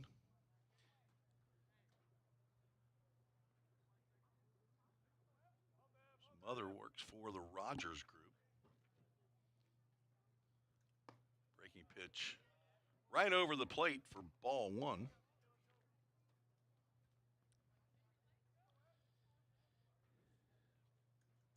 Matthew Bass hasn't been calling the high strike today. Goins singled in the first, drove in a run, grounded out to the first baseman leading off the 4th.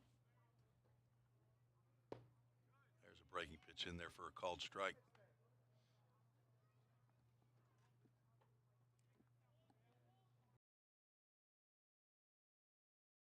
At 4, after getting one of them back in the 4th, it's popped up into right center field. Over is Lawson. He loses his lid, but makes the catch for out number 2. Luke been active here in this inning.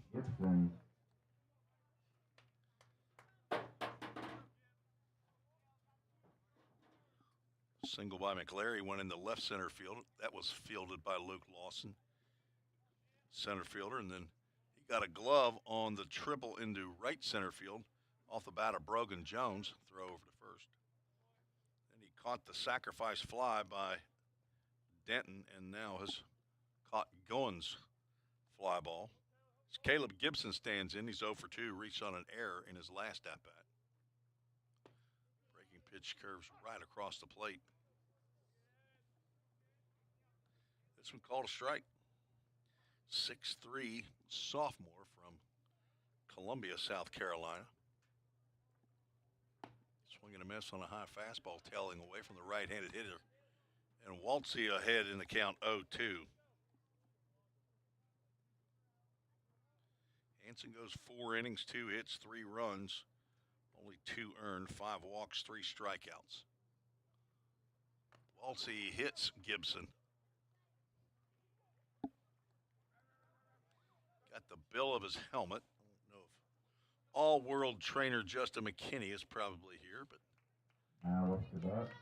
do not ask for Justin to come out to have a look-see at the Cleveland State right fielder, and now Nate Dunphy will step to the plate.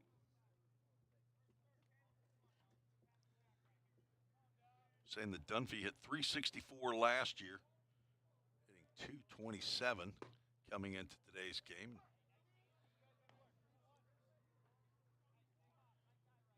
4 left-handed hitters in the 9-batter lineup for Cleveland State. Dunphy, the last of the left-handed hitters. Another breaking pitch catches the outside front edge of the plate. And now Dunphy down in the count 0-2.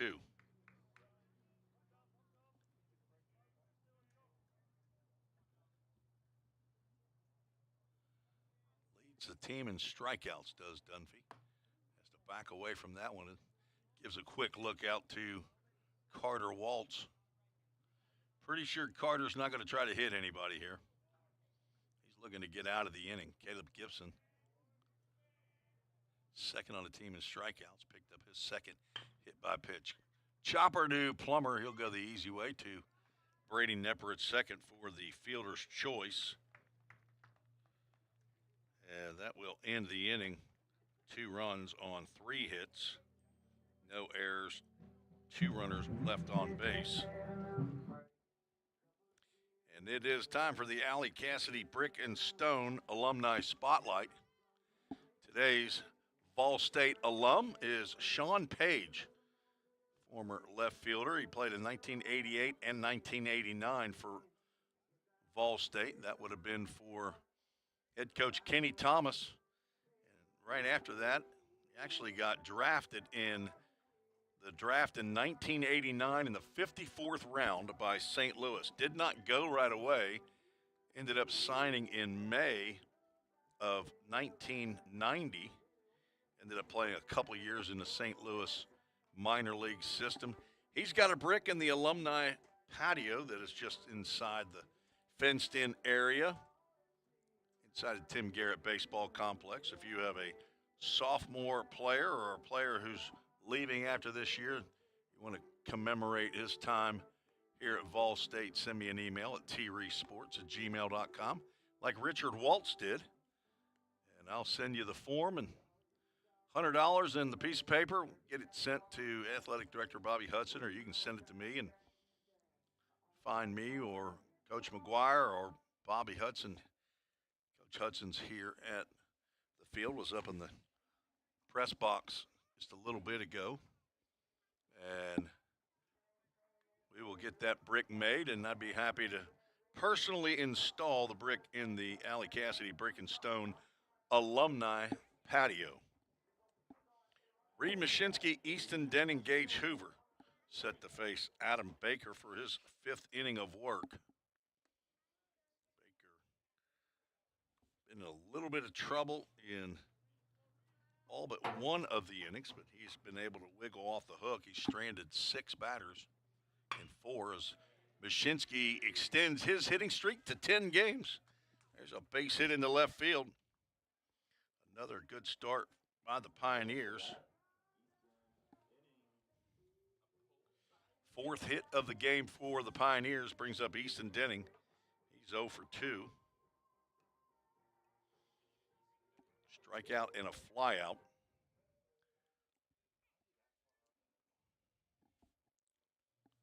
The only left-handed batter in the lineup. State really with only, I guess, 4 left-handed hitters. Tucker Lorenz, Easton Denning, Jaden Perez, and Jack Lester's a switch hitter. I'm missing a left-handed hitter. Who we got?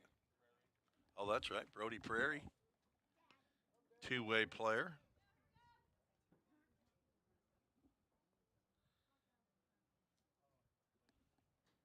Jaden Perez, our new, are you handling the DJing now? Inning cannot hold up. Jaden Perez, our new DJ. Caden Trigg, he flew the coop, Gonzo. 2 Floridians. We don't even have a Tennessean in the booth. 2-1. This is high and outside. Jaden Perez, Miami, Florida. Kobe Ross from Louisville, Kentucky. Alec Tromke from Sarasota, Florida. And yours truly from Cincinnati, Ohio. I count myself a Tennessean now. 3-1 pitch, swung on and missed. Braxton riding that struggle bus right now. He's got a full count. Ministries full count. I know he can't be feeling comfortable at the plate.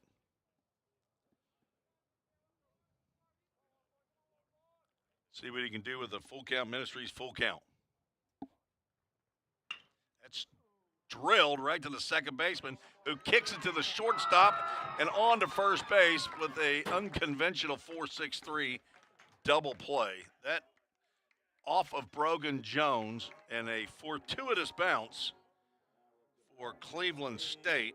That was an error, as that ball was absolutely smoked. Turns into a 4-6-3 double play. That erases the leadoff single and brings Gage Hoover to the plate.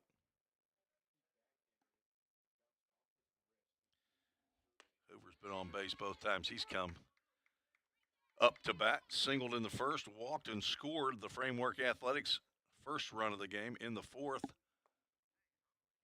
2-1 strike count now.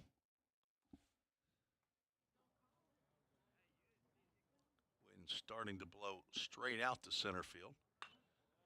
Hoover fouls that one off. And deuces wild on the Toyota of Gallatin scoreboard, thanks to folks right across the street, Toyota Gallatin, for their support of VolState Athletics.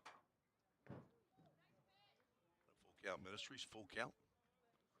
Thanks to Coach McGuire getting a brand new full count Ministries sign out there in right center field. That ball's well struck. The dead center field. Back goes Dunphy. He looks up and sees that one sail over the fence for a solo home run. Gage Hoover with his 7th of the year. And doesn't that 4-6-3 double play look good now for Cleveland State? Hoover drives in himself.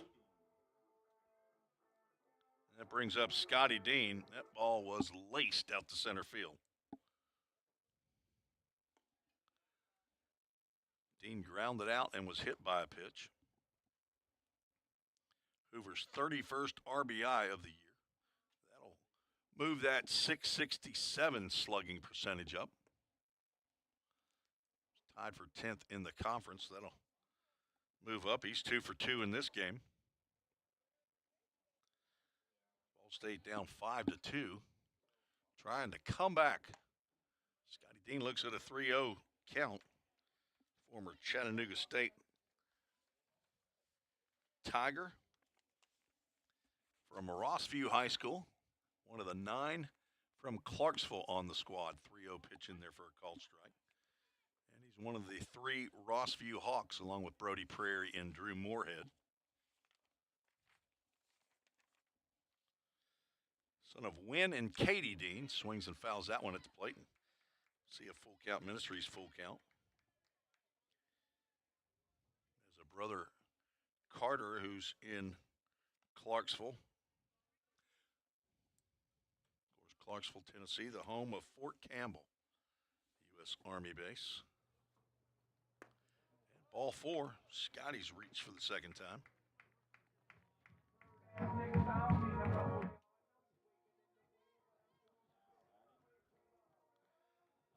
Third walk of the game by Baker. Brings up Lex Falsoni. Question is, if Falsoni sees Hoover, his former high school teammate, don't want to see him get too far out in front of him in the home run category. He's got 5 with Lex. Put a charge into this one. Swings and misses at a high fastball. Comes up empty.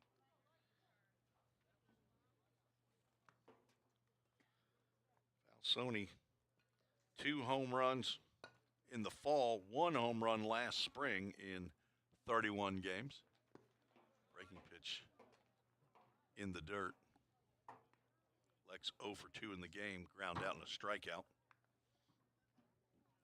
It was that nasty breaking pitch by Baker, redshirt freshman.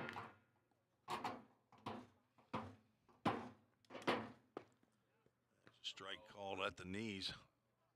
Good pitch by Baker. one lonely individual that I see down the Cleveland State bullpen. But I'm guessing a catcher squatting down. 2 balls, 2 strikes, 2 outs. Scotty Dean at first base, the DH. Lex Falsoni catching this game 1 of the 3-game series. Swing and a miss. Down goes Falsoni for the second time. 5th strikeout of the game by Baker. But VolState gets 1 of those runs back on 2 hits. No errors, 1 runner left on base. We are through 5, scheduled for 9. You're listening to the VolState Sports Network. We're all working in the cloud. But what really is the cloud? If you start pulling back the clouds themselves, you find out it's an infrastructure. Computer science is really computer engineering. Right now, Middle Tennessee is quickly becoming a growing tech hub with several IT companies that are looking for skilled workers. if you're pursuing the CIT program at VolState, you're preparing yourself to fill those positions. Have you ever wondered what happens when you click Buy It Now? A whole series of transactions take place, from the manufacturer to your front door. That is logistics and supply chain management. At VolState, we offer end-to-end supply chain courses. Going into the future, our students need to understand these processes. A lot of business is dependent upon getting a product on time. Students here at VolState are able to leave here with that knowledge. Because the supply chain is counting on me.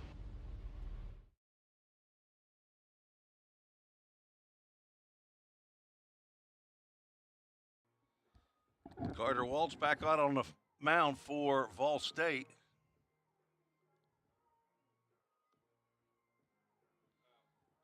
In the top of the 6th, he will face 8, 9, and 1. The Cleveland State lineup leads 5-2 here in game 1 of the 3-game series. Efforting to get a score from the Lady Pioneers softball game. They'll play a doubleheader today against Chattanooga State. 2-1, who's leading? Chat leading 2-1. Top of the 6th, bottom of the 6th.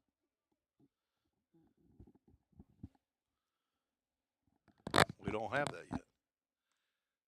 Walt's first delivery is wide of the zone.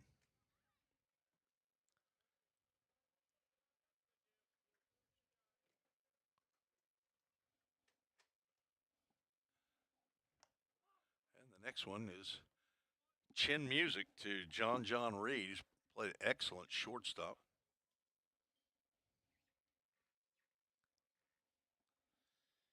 Walked both times he's come to the plate. And he's a pitch away from walking for the 3rd time.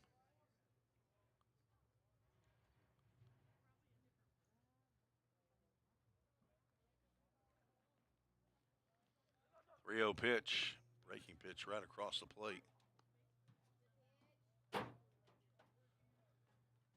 On deck, Nate Severance, the left fielder. Ground ball to the right side. Plummer stays down and he gloves it. Throws on to Denning for out number 1. Out to bat. Plummer, a utility player playing second base. He can play anywhere. He played some shortstop last year, second base, can get behind the plate.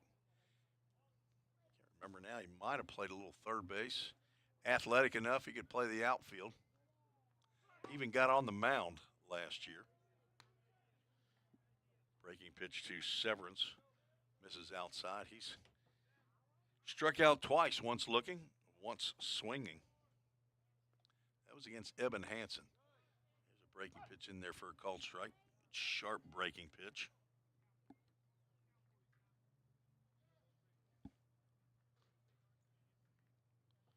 On deck, the top of the order, Aiden McClary. Popped up. This is in the infield, a mile high. In comes Nepper just behind pitcher's mound, and he makes the catch for out number 2. Good start to the inning for Carter Waltz. Out for that, Aiden McLaurin. McClary steps in. He's 1 for 2, scored twice, got a couple stolen bases. Fastball right down central.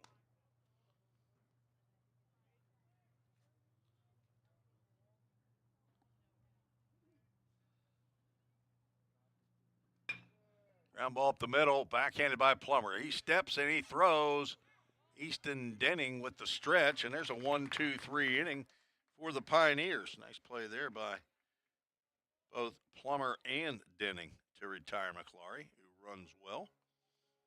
We'll go to the bottom of the 6th. VolState needs 3 to tie and more to go ahead. You're listening to the VolState Sports Network on YouTube. A degree in criminal justice can help you find the exciting career that you've been looking for. As a member of law enforcement, as a crime scene investigator, a teacher in a classroom, a detective working on cases, a lawyer or judge, or nearly any job where you get to put the bad guys away. Learn more at volstate.edu. Cybercrimes take place online, and companies need more well-trained workers to stop it. VolState is training me to help combat cybercrimes in the future. We're training them for those type of jobs that are out there.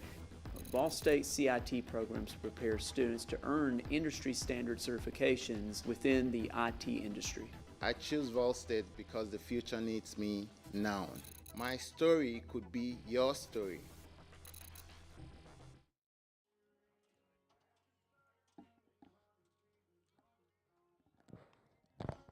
New pitcher on for Cleveland State. Number 23, Braden Suggs, a redshirt freshman. He's 6'1" from Knoxville, Bearden High School. Transfer from Milligan. That's where Jack McLaury is going next year. Also where Brody Melton and Landon Luderman are currently on the roster. Luderman taking a medical redshirt this year. Brody Melton, first baseman for the Milligan Buffs. Adam Baker goes 5 innings of work, 5 hits, 2 runs. They were earned.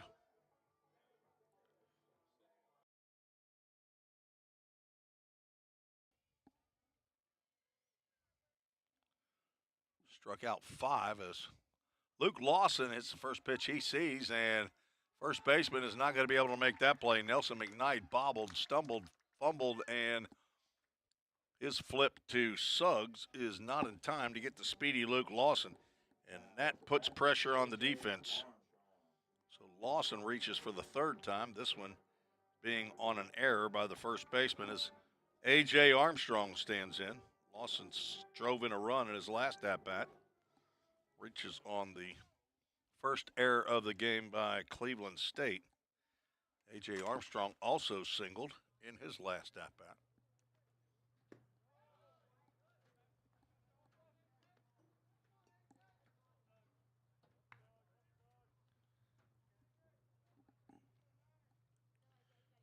Baker in line for his 2nd win in 3 decisions.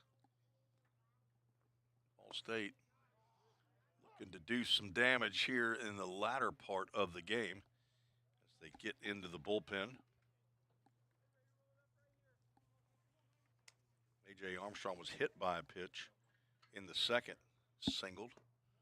Now looking at a 2-ball, 1-strike count.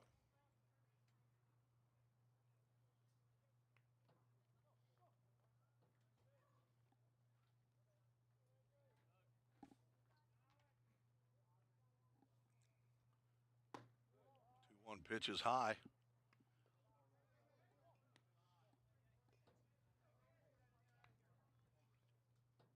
Suggs on for his 6th appearance of the year.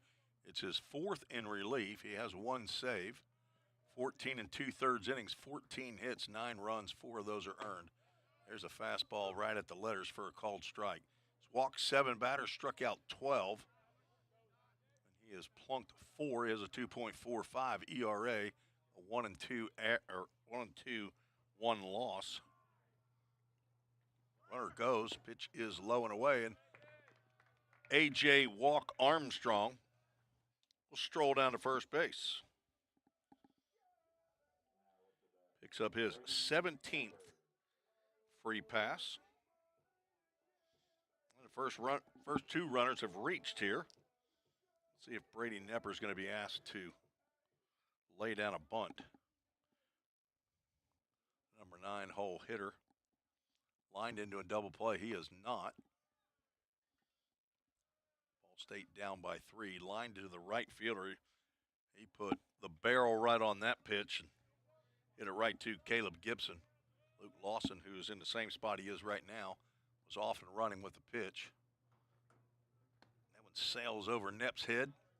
He gets the noodle out of the way, and count goes 2 balls and no strikes. Aaron Bryant, the first-year head coach at Cleveland State, may be thinking about sending a couple folks down to the bullpen. 2-0 count. Swing and a miss by Nepper as he actually got a little piece of that one. Again, I want to thank Marissa Blank for the kind gesture, bringing some Chick-fil-A from Gallatin to the press box right as we went on the air, and got my first ice cream lemonade from Chick-fil-A. Actually had Chick-fil-A for breakfast there as the full count 242 groups met there this morning. 3-1 count to Nepper with 2 on, nobody out. And that's ball 4, and Nepper's going to reach on back-to-back walks that have loaded the bases. It brings the top of the order in a perfect time for Drew Plummer to break out. 6-game hitting streak on the line. He's 0 for 3. Ty Denton, the catcher, redshirt freshman, goes out to have a chat with Suggs.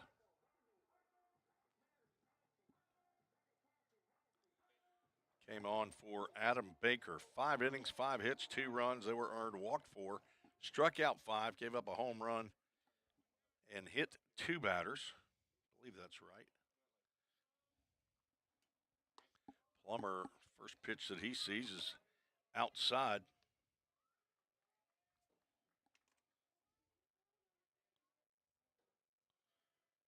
VolState has not been able to capitalize on the walks. 2-0 to Plum. Nowhere to put him. Reed Mashinsky on deck.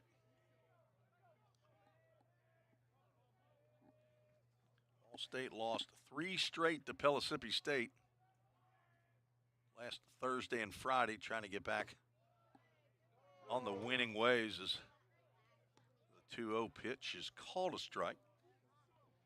A couple baseballs out, but it's been a strike several times today. Take that on 2-0. You don't want that on 2-2. There's a called strike at the letters that has not been called a strike today. Plum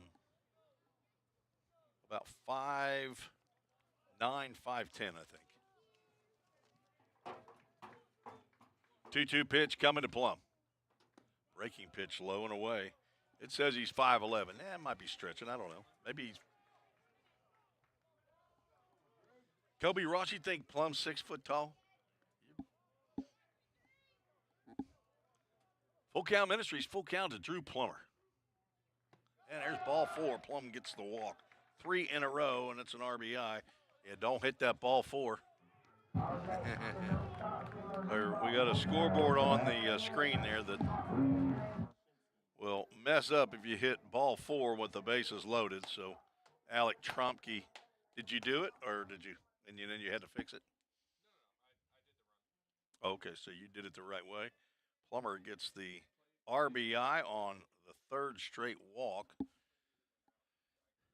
Let's see if that is our head coach or we have a pitching coach. And Aaron Bryant might have been the pitching coach for Mike Policastro.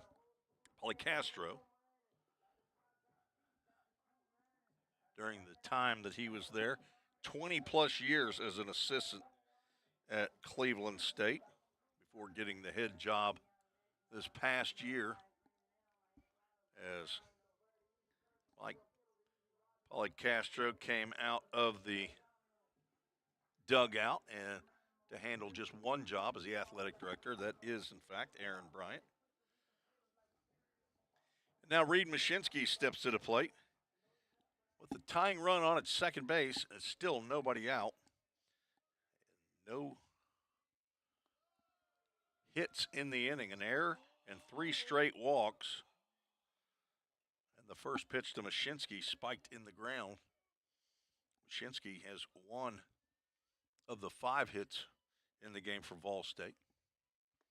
Big overhand breaking pitch right across the plate. That kind of froze Reed. He's 1 for 2. 1-1 pitch to Mashinsky. Another breaking pitch lands low and away as a right-hander does get loose in the Cougar bullpen.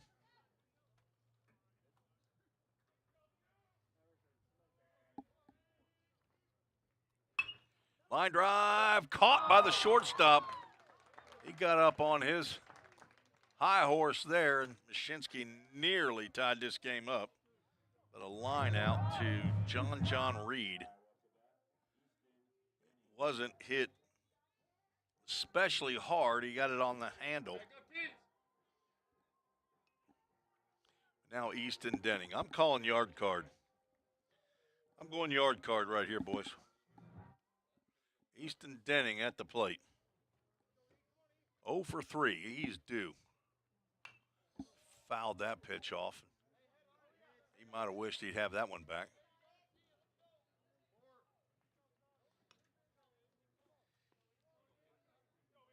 Denning is right on the plate. He is as close as he can get. 0-1 pitch. Swinging a miss on a changeup there that tailed away from him. Now Easton, a struggling hitter, you might be wondering, what is he going to throw me? And your confidence level's not up. 0-2 pitch coming to Easton Denning. Sails high and away. I got to believe he's going to see a sharp breaking pitch down around his shins on the 1-2.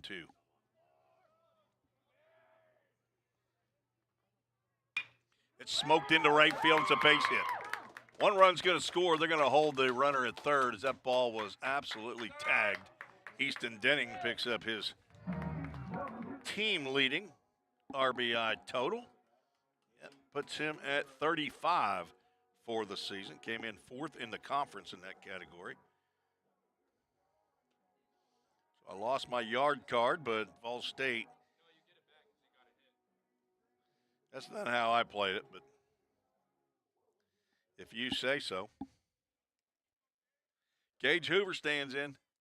Last time he came to the plate, he drove one out of here to just to the right of the U.S. flag out there in center field. Actually, just to the right of the batter's eye over the Game Time Sports Field sign. He steps up with the bases loaded. That ball gets away from Denton, but not far enough for Nepper to score. Luke Lawson scored an unearned run. There should be 2 outs in the inning. He hit a couple hopper down to Nelson McKnight, who at first base could not get the handle on the baseball. Lawson reached, and then 3 straight walks drove in the first run. Hoover swings at a pitch that might have been ball 3. Get that off the hands. Count goes 2 balls and a strike after Drew Plummer drew the bases loaded walk. Reed Mashinsky lined out to the leaping John Reed. Swing and a miss by Hoover before Easton Denning drove a ground ball through the right side to right field to score Armstrong. Now Nepper's at third, Plummer's at second, Denning at first, Hoover at the plate with the 2-2 count. Fouls that one off. Thanks to High Point Health Sumner with Ascension St. Thomas for their support of VolState athletics. They help with injured players. 2-2 misses low and away. Nice stop there by Ty Denton, who's gotten his work in. High Point Health Sumner, formerly known as Sumner Regional Medical Center. Their medical staff works with all-world trainer Justin McKinney to help the All-State athletes stay healthy or get healthy. Full count and a walk. And another RBI as Hoover draws his second walk of the game, and that will end the afternoon of Braden Suggs as we are all tied up. Fourth walk of the inning. And we'll see a new pitcher, so we'll take a break on the VolState Sports Network and let you know who's coming in for Cleveland State.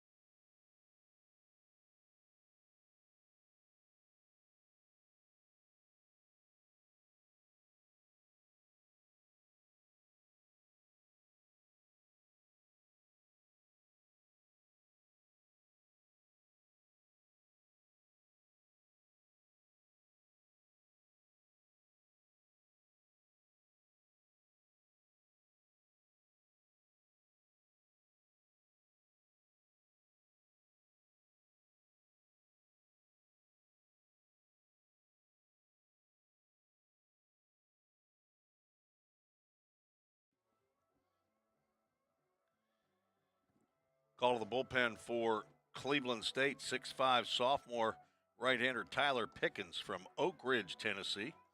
Oak Ridge High School on in relief of Braden Suggs.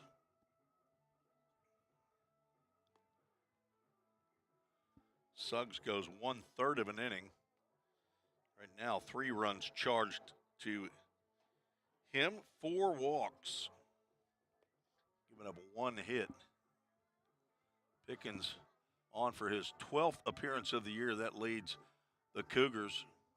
5.96 ERA, 22 2/3 innings. He's given up 30 hits, 18 runs, 15 of those are earned. Walked 16, struck out 24. He has plunked 2 batters. Suggs, who had the lowest ERA on the squad in only 14 2/3 innings. Walked 7 batters before that inning, but walked 4. And Scotty Dean, who has a great eye, gets fooled on the first pitch and a half swing. Gets him down in the count 0-1. He has grounded out to the pitcher, been hit by a pitch, and walked. Pours that strike in on the outside corner. Dean down in the count with Lex Falsoni standing in the on-deck circle.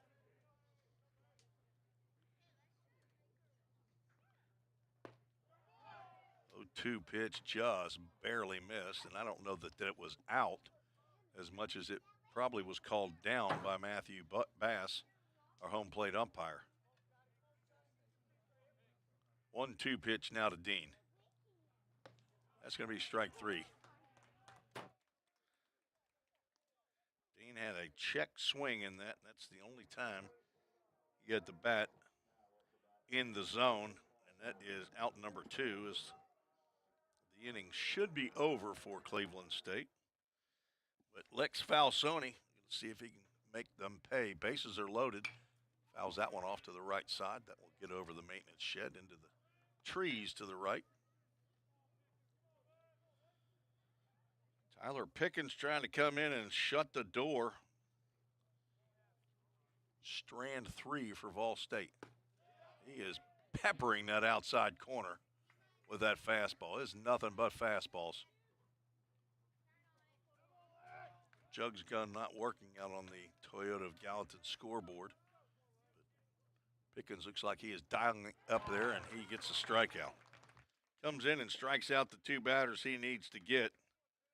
9 batters come to the plate for VolState, and they do get the tying runs. 3 runs. Have to figure it out as to how many, at least one of those was not earned. There was 1 hit in the inning. That's a RBI single by Easton Denning. There was 1 big error for Cleveland State. And again, the Pioneers strand the bases loaded. They have stranded now 10 batters in 6 innings. But we're all knotted up 5-5 heading to the 7th. You're listening to the VolState Sports Network. The Volunteer State has always been home to pioneers. Dreamers and hard workers blaze their paths here.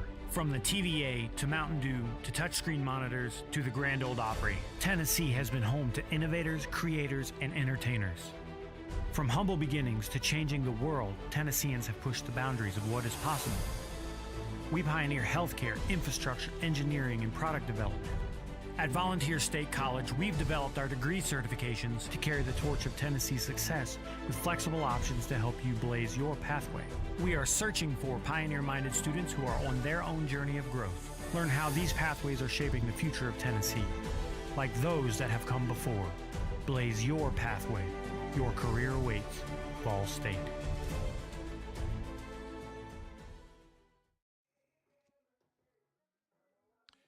Tim Reese on the VolState Sports Network. Thanks for joining me this afternoon. Let's see if we've got any emails from anybody who wants to let us know who they are, where they're watching from, who they're rooting for. None. Other than Bob Plummer. He emailed in early. Poppy for Drew Plummer and Aunt Betty of the Hanson clan, some of whom are here. Now, Eben Hansen off the hook for the loss. He left the game down 3-0 as Carter Waltz now is the pitcher of record as we stand right now, although there's no record, as Brogan Jones delivers a single. He's 2 for his last 2. 2 for 4 in the game.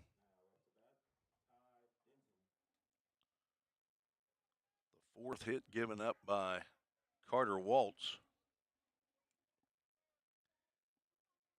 He allowed 2 runs and 3 hits in the first inning, and then 1-2-3 in the 6th as we play here in the top of the 7th. First pitch swinging is Ty Denton on the breaking pitch. I'm not sure if that was a hit and run or not, or a run and hit, but Brogan Jones off with the pitch.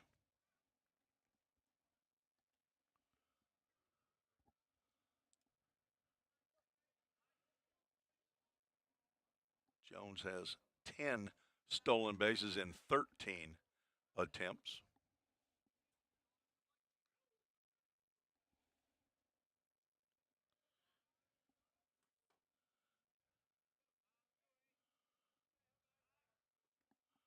Couple of throws over to first base. Jones still standing.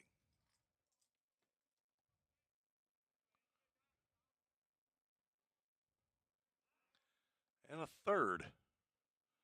College baseball, you can throw over as many times as you want.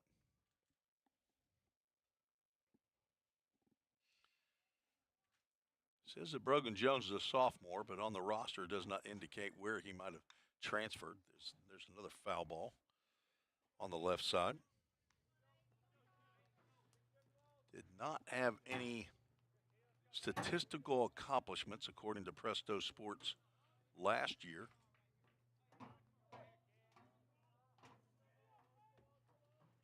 Oh, 2 pitch to Denton, who's 0 for 1. Check swing, And it's a diving play by Plummer. He comes up. He might have a guy at second. And a good throw would have got Brogan Jones, who was off the bag at second. Plummer with a great stab of that ball to keep it out of right field. That will be an infield single for Ty Denton on the check swing.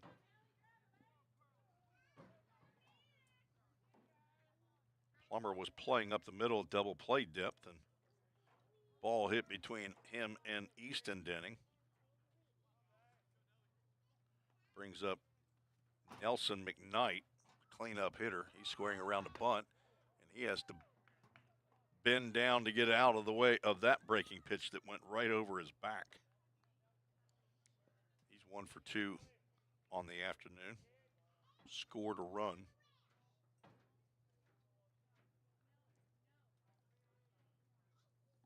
Squaring around a bunt. It's going to hit one right back to Waltz, who's going to go to third to get the lead runner. Great play by Carter Waltz. Not a good bunt by McKnight. Now after that, Evan Goins.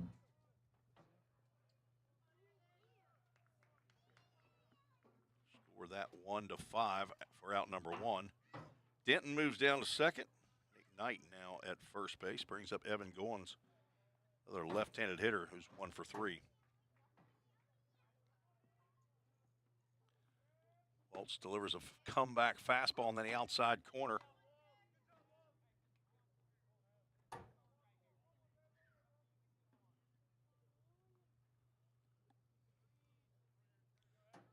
Now he's looking for a ground ball to a middle infielder. Tapper just over the outstretched arms of some Cougars in the dugout. Hits right off the top of the dugout.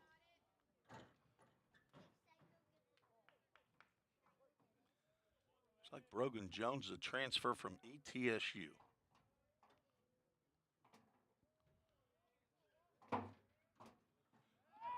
Throw back to second, and Nepper has to snag that one from going into center field.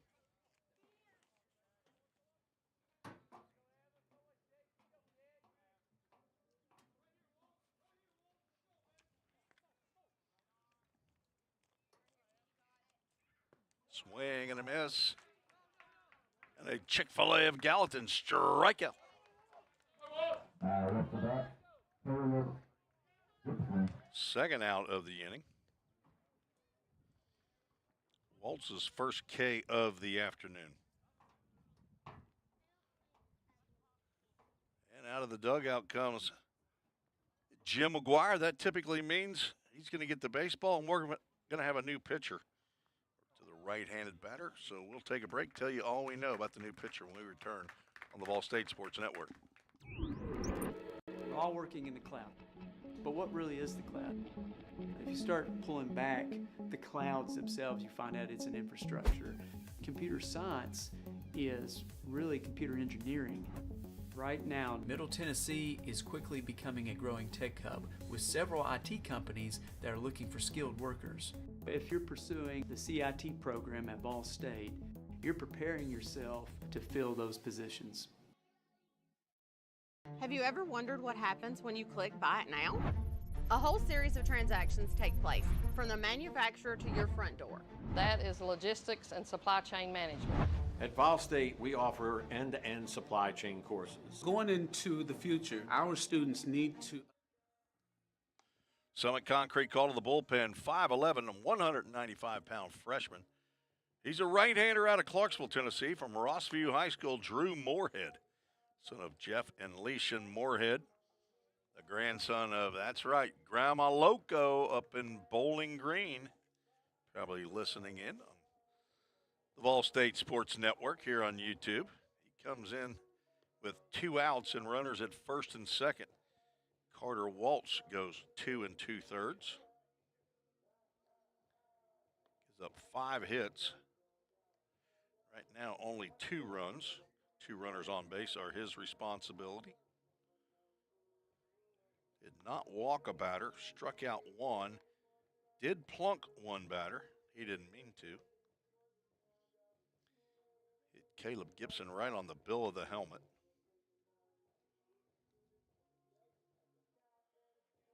faced 14 batters. He was in relief of Eben Hansen, who went 4 innings. So Moorhead coming in. This is not a save situation, but he leads the TCCAA in that category. 6 saves on the year. That's more saves than any VolState player since 2018. Antonio Costas had 6 saves in 2018. The last pitcher to have 3 saves was Chase Birdwell a couple years ago. Moorhead will come in and deliver a first pitch to Gibson, called a ball. Breaking pitch.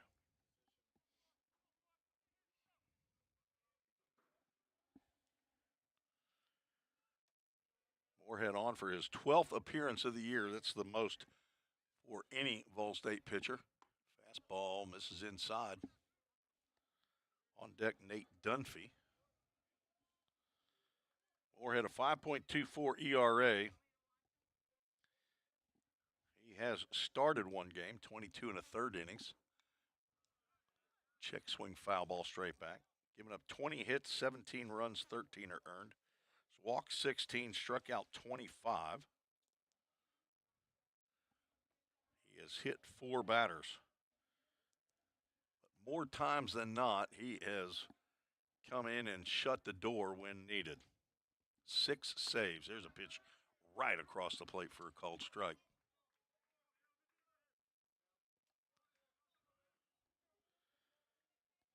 Gibson is 0 for 2.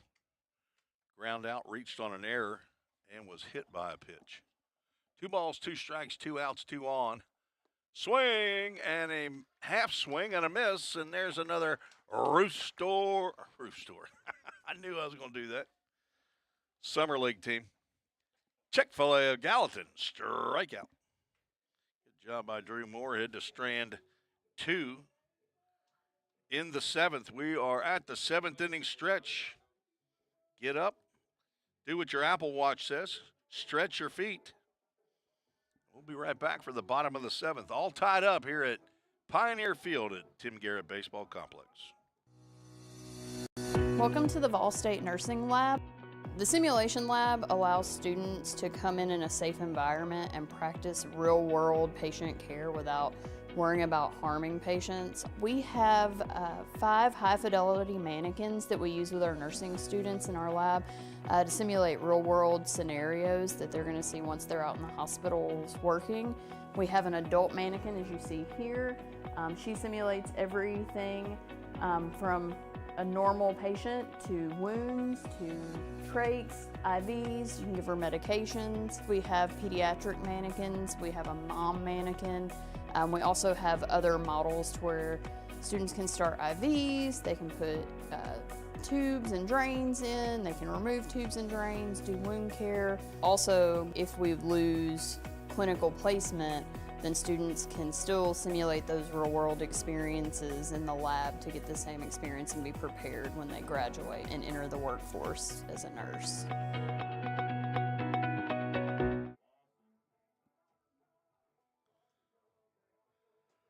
Luke Lawson, A.J. Armstrong, and Brady Nepper. That was big for VolState last inning. They're going to face a new pitcher here in this inning. That's Tyler Pickens, who came on and struck out the 2 batters that he faced in the 6th. There's the first breaking pitch, I believe, that he's thrown. And it lands a little bit tall for Luke Lawson. Luke's been on base all 3 times he's come to the plate. Fouls that one off to the right. He's a redshirt freshman from Halls High School, Powell, Tennessee, is where he calls home. That's near Knoxville. Called strike. He did not agree with that.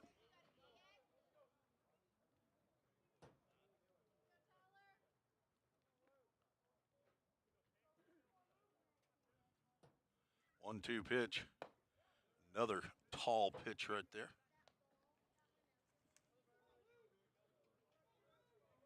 Pickens last threw against Jackson State. He threw an inning in a 9-1 victory by Cleveland State. Did not allow anything in his ground ball off the glove of Evan Goins, and it goes, you better stay at first.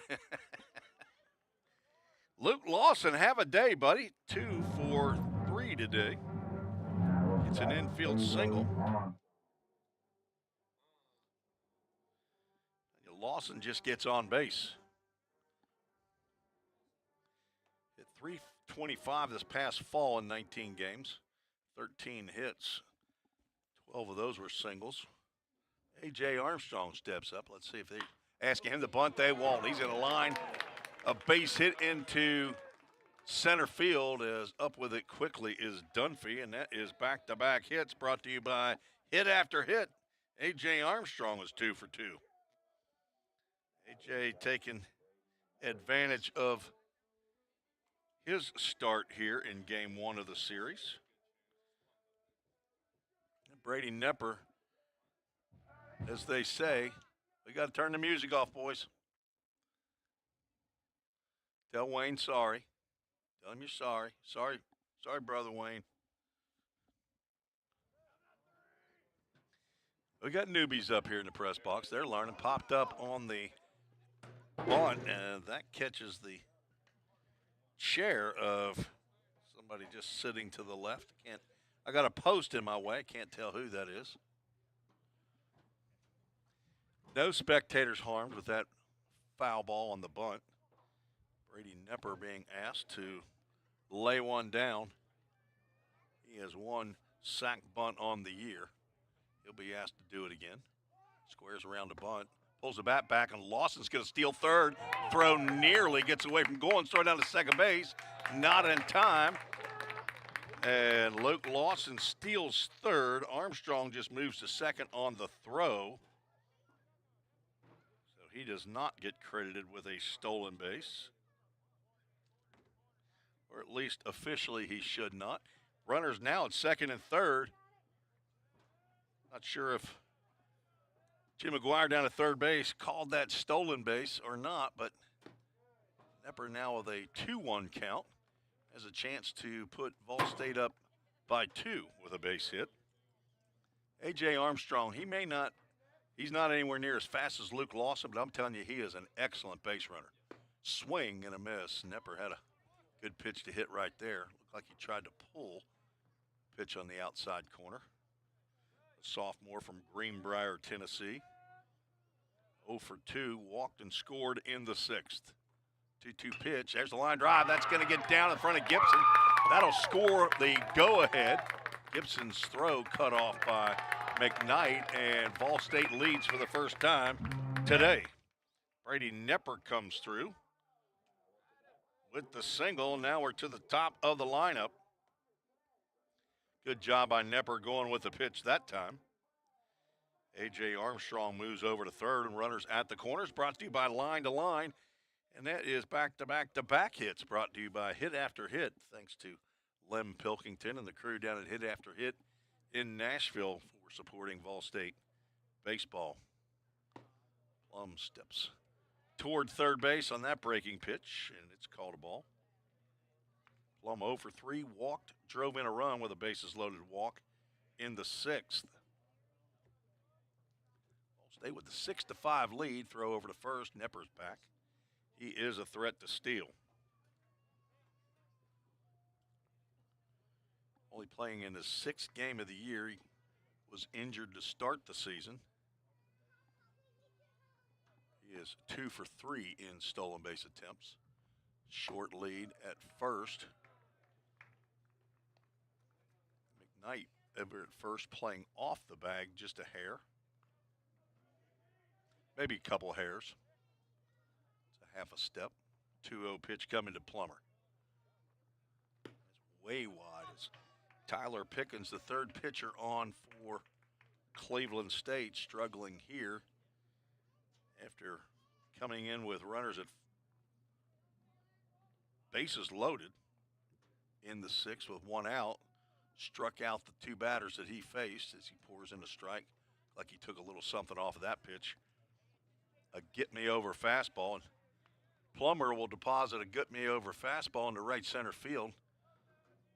He does it again. This time he's going to fly out to right field. That will get the job. Gibson's going to one-hand it. And the catch is made, and A.J. Armstrong comes in with the 7th run. Another RBI for Plummer on the sac fly. That's the first out of the inning. A.J. Armstrong, who singled to right, comes across the score. Nepper still at first base. VolState with 3 runs in the 6th to tie it, 5-5. Now 2 so far here in the 7th to take the lead, 7-5, with Reed Mashinsky stepping to the plate. Extended his hitting streak to 10 games in that 5th inning. Throw over to first. Lucas Wilburn, the first base coach, saw that one coming, and he got out of the way. Nelson McKnight able to leap and get to that one. Base umpire having a chat with first baseman, possibly. Not sure what that was about, but he does have a little bit of an unusual stance over there. Fastball's up. He's not holding Nepper on in the traditional sense that a first baseman would do, but he's looking like the swipe tag from behind. Changeup maybe misses low and inside. Mashinsky is 1 for 3 in this game. Walked in the first, grounded out in the 3rd, singled in the 5th, lined out with the bases loaded. Nearly got that one over John Reed's head. There's a fastball again up and a 3-ball, no strike count.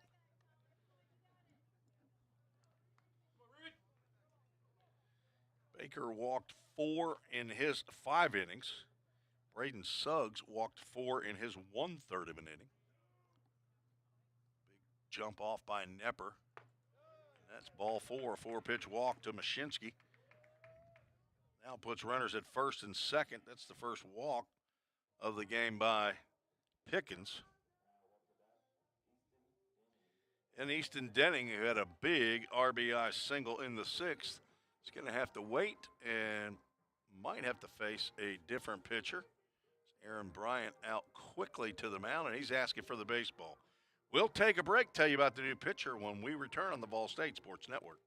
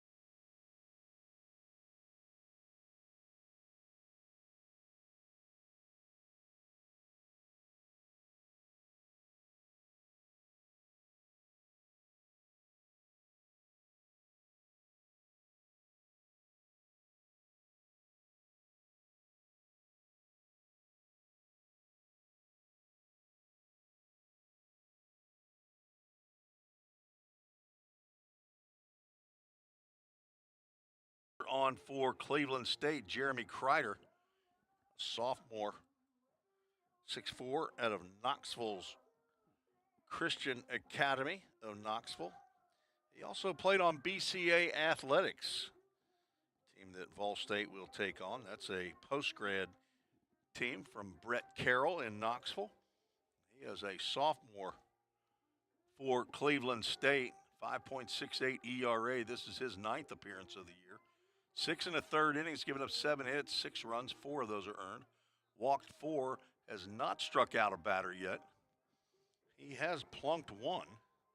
He will come in relief of Tyler Pickens to a 1-out, 2-on situation. He's going to face the 3-hole hitter, Easton Denning, who VolState fans hoping is starting to get hot. Had a single into right field the last time he came in. Ty Denton does what he's been doing all game long, keep that ball in front, not allowing a runner to move up on a pitch in the dirt. He has been money behind the plate today for Cleveland State. I pulled my yard card last time on Denning. First two he's seen out of the right hand of Jeremy Kreider with a C. Not had a chance to swing at. Tyler Pickens goes 1 full inning. Pitched in the 6th and the 7th, gave up 3 hits. Walked 1, struck out 2. Faced 7 batters. Allowed 2 runs, but the 2 runners on base are his responsibility. Right now, he is the pitcher of record for Cleveland State. Denning looks at a 3-0 pitch. Let's see if he has the green light. We'll never know. Another walk. Cleveland State thinking, if we lose this game, that's where you look right there is the base on balls. The 10th walk of the game, at least without me auditing my scorebook. That's what I have. And there have also been 2 hit batters. Gage Hoover takes a fastball in the inside corner for a called strike. Not a pitch you want to swing at. The first pitch you see from a semi-side arm delivery. You want to get a look at this guy if you can, and he showed in the Denning at-bat is that he's not going to be around the plate right away, but Hoover's going to be locked in on a 1-1 pitch right here. A breaking pitch, a bit boxed there by Denton, and but not far enough for Nepper, who's down at third base, to advance. Mashinsky's out at second. He walked. Denning is at first. He walked. First 3 batters of the inning singled. Hoover had a pitch to hit right there, just a hair late on that one. Right over the Bobby Hudson Pavilion down the right field line. Looking forward to the time that Bobby Hudson gets that black stone out and starts grilling some hamburgers. 2-2 pitch coming. That misses outside. We'll have a full count. Ministries full count. Cleveland State took the lead in the top of the first with 2 runs. Each team scored once in the 4th. Cleveland with 2 in the 5th. VolState countered with 1. That's going to be fisted, and that's going to get down in right field. It's going to score at least 1. Here comes Mashinsky, and the throw is way late. Gage Hoover gets it done again. Hoover with 2 more RBIs. He's got 4 on the afternoon. He got just enough of that one and fisted it into right field.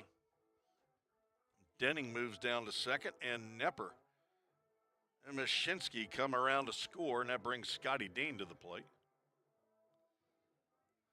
Hoover 3 for 3 in the game. He has reached base all 5 times he's come to the plate. Scotty Dean looks at a chest-high fastball for a called strike. Right now, Gage Hoover vying to become the Toyota of Gallatin player of the game.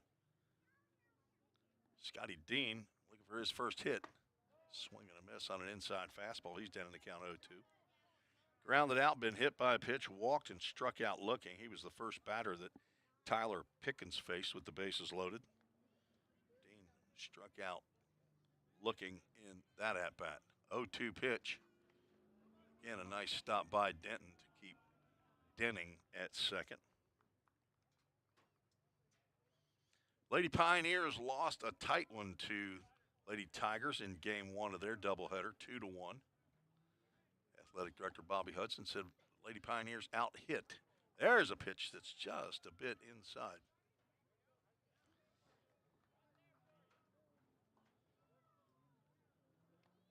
Wild pitch to move the runners up 90 feet.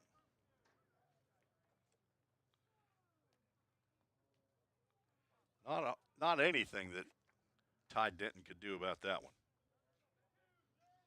Now 2 more in scoring position. VolState with 4 here in the 7th. Take a 4-run lead.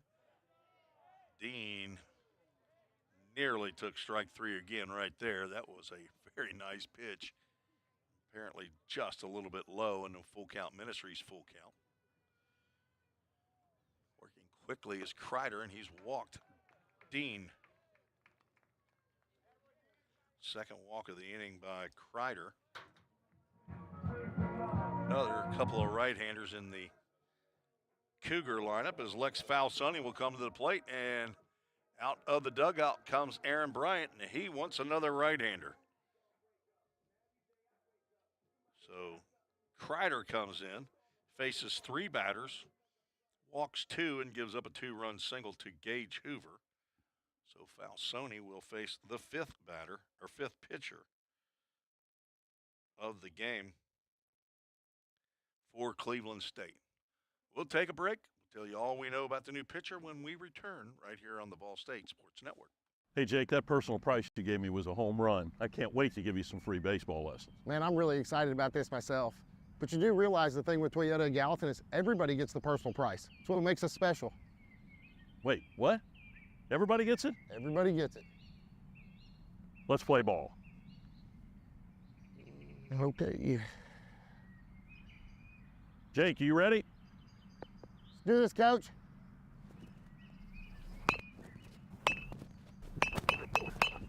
Hey, Coach, this is pretty easy. We'll see about that.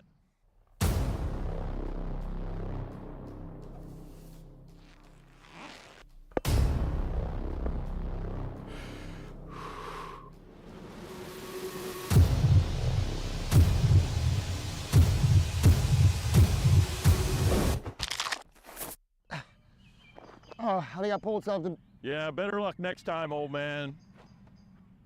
I think I'm done, Coach. Call 911.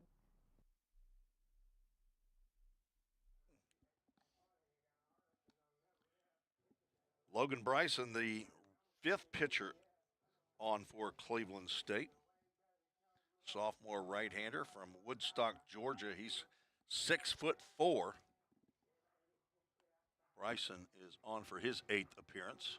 11 1/3 innings, giving up 18 hits, 16 runs, 11 of those are earned. 7 walks, 18 strikeouts in those 11 1/3 innings. Has not plunked 1 batter.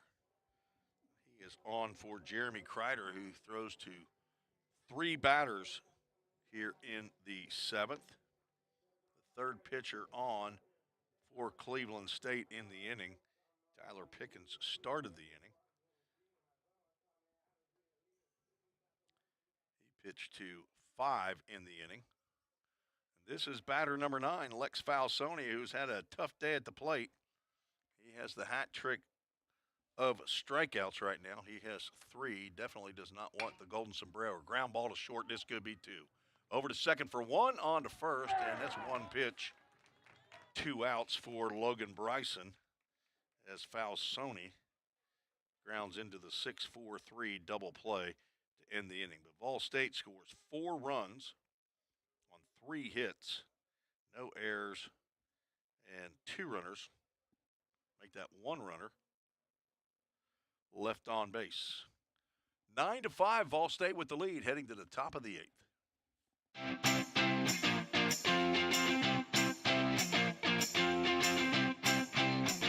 Take the step.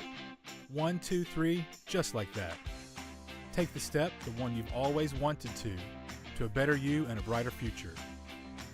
Choose a path to create, innovate, or educate. A path to your career. One that builds you as a person, or one where you build for the people of the future.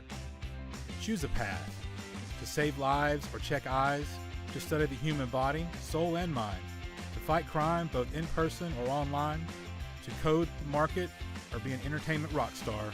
Take the step to your full potential, to everything you've dreamed of.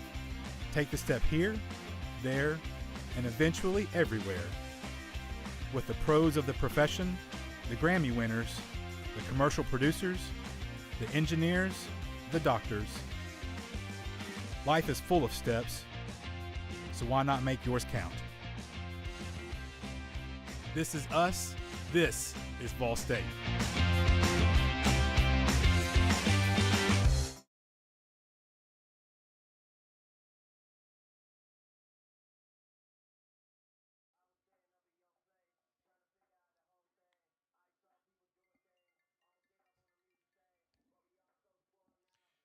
Tim Reese back on the VolState Sports Network, getting a phone call during the broadcast from Sirius XM Radio. I'm not even a member, apparently. Somebody working late on a Friday afternoon, just past 4:30 Central Time. Ken Craddock sent an email in. Paul and Nana from Woodbury listening in on the broadcast.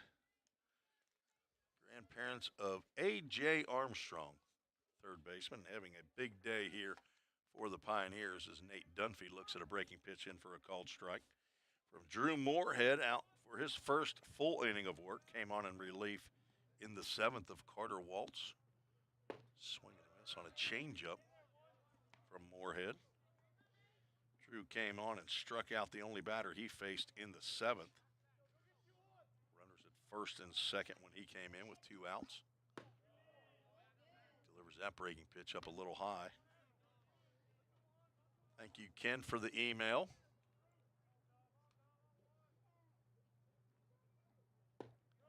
And the kind comments.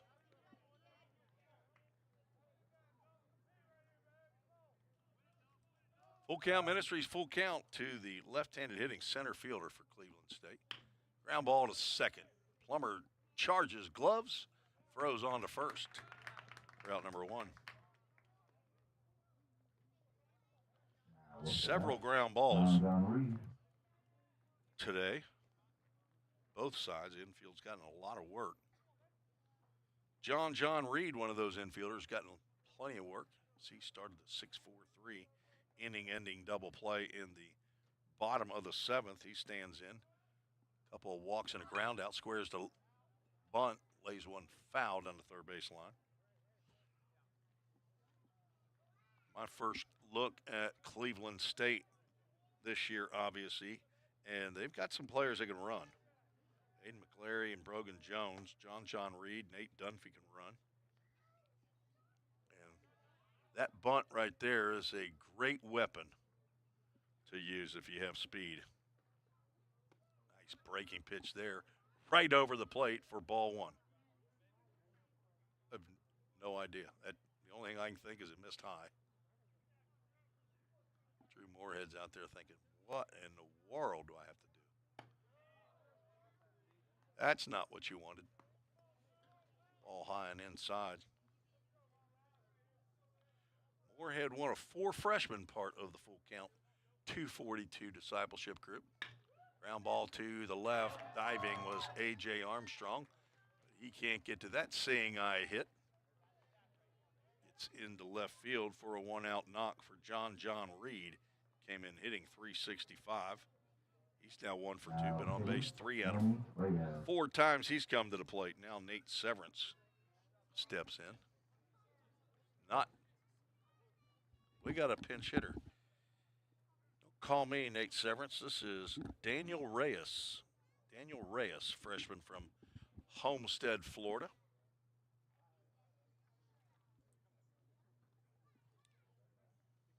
Pinch hitting for Nate Severance.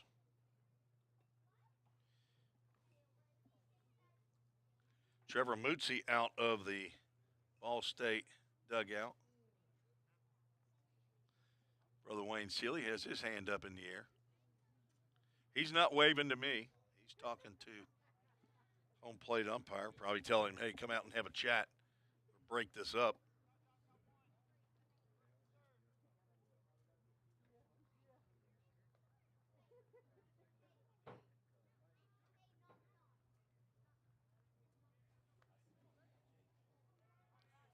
Oh, Jaden knows the guy at the plate. Throw over to first. Jaden Perez, our DJ, knows this guy? You go to high school with him or something? Really?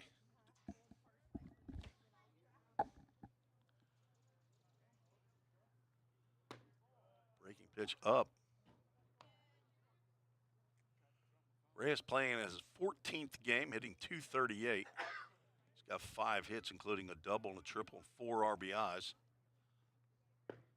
Pulls away from a breaking pitch that sails right over the plate. I would assume that Reyes will go into the left field for Severance. Another throw over to first. Drives Reed back.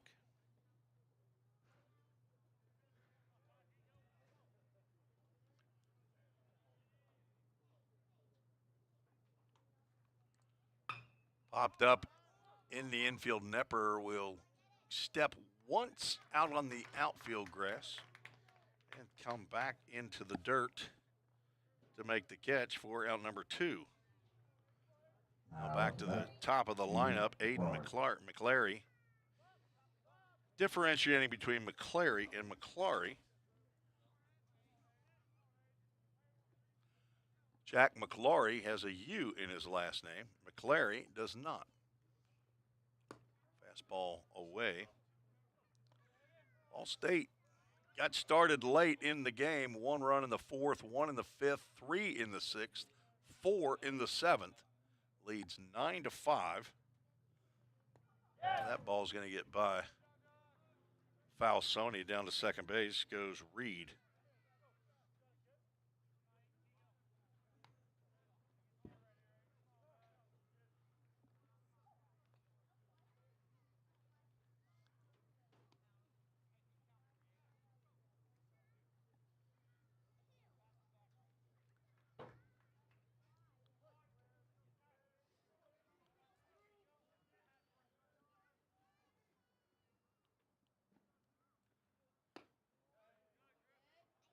Pitch is outside.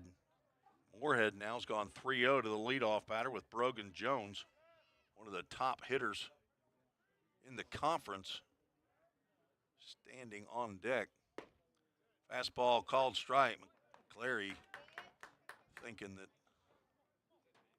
he had drawn the walk. Brogan Jones second in the conference.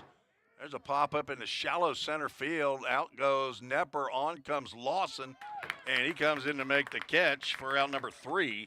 Great job by Luke, and his buddy Reed Mashinsky will pick up his hat in center field. Big play right there. Didn't think Nepper was going to be able to get to that. No runs, 1 hit, no errors, 1 runner left on base. We are headed to the bottom of the 8th. VolState leads 9-5. Welcome to the VolState Nursing Lab. The simulation lab allows students to come in a safe environment and practice real-world patient care without worrying about harming patients. We have 5 high-fidelity mannequins that we use with our nursing students in our lab to simulate real-world scenarios that they're going to see once they're out in the hospitals working. We have an adult mannequin, as you see here. She simulates everything from a normal patient to wounds, to trachs, IVs, you can give her medications. We have pediatric mannequins, we have a mom mannequin. We also have other models where students can start IVs, they can put tubes and drains in, they can remove tubes and drains, do wound care. Also, if we lose clinical placement, then students can still simulate those real-world experiences in the lab to get the same experience and be prepared when they graduate and enter the workforce as a nurse.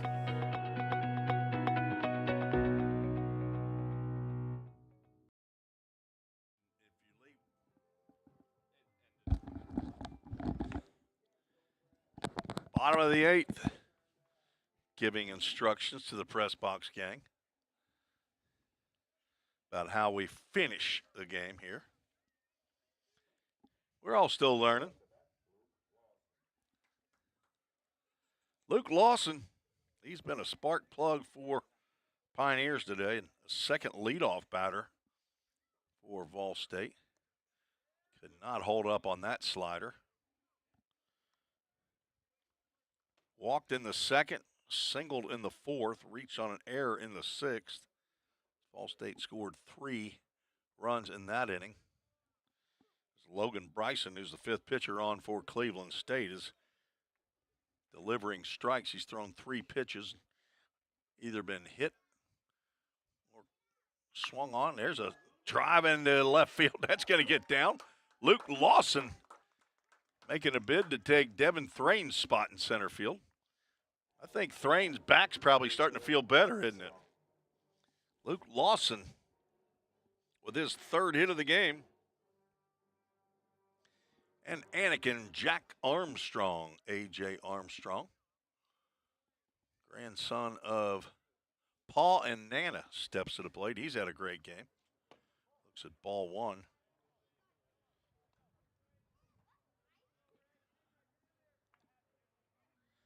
Am I missing a hit somewhere? They have 11 out there in the Toyota Gallatin scoreboard. 1. Throw over to first.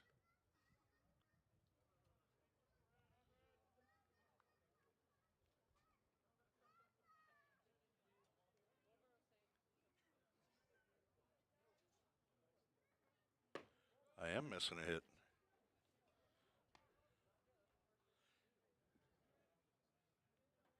Got 4 hits in that 4-run 7th. I wrote down only 3.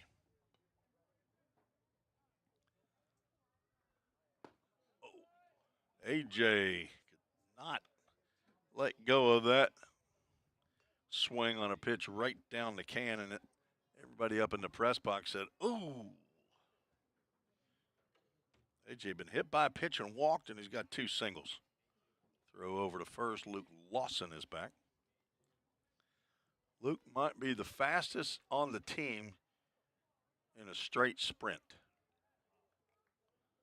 They don't do a speed test in the 60. We used to do that back in my days at Belmont. We would run the 60-yard dash for time every fall. 3-1 pitch is ball 4, and A.J. Armstrong reaches base for the 5th time.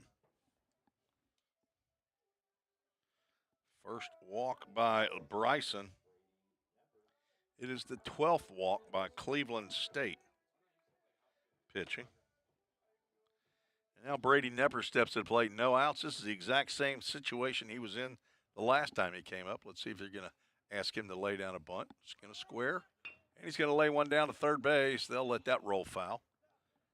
Evan Goins at third base. Picks it up in foul territory.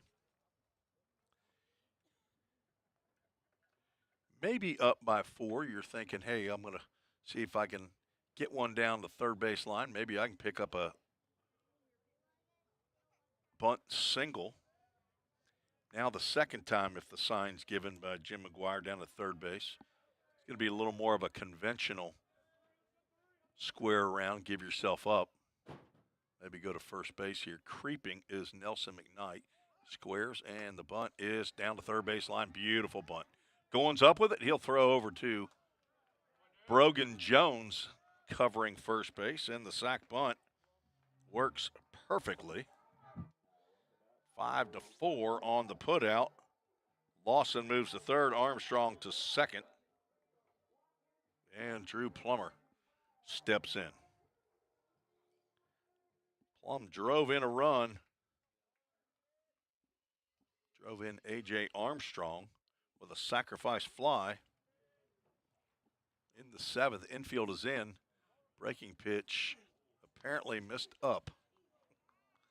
That's the pitch we've seen on the other side, where I thought that pitch was right over the plate, but Matthew been mostly consistent. There's a fly ball at the shallow right center field. Dunphy over, they're tagging at third. Lawson is going to score easily. The throw goes to third base, and Drew Plummer picks up another RBI. That's the 3rd of the day, and another sac fly. He's 0 for 3 on the day, but he has had productive outs as VolState picks up now a 5-run advantage.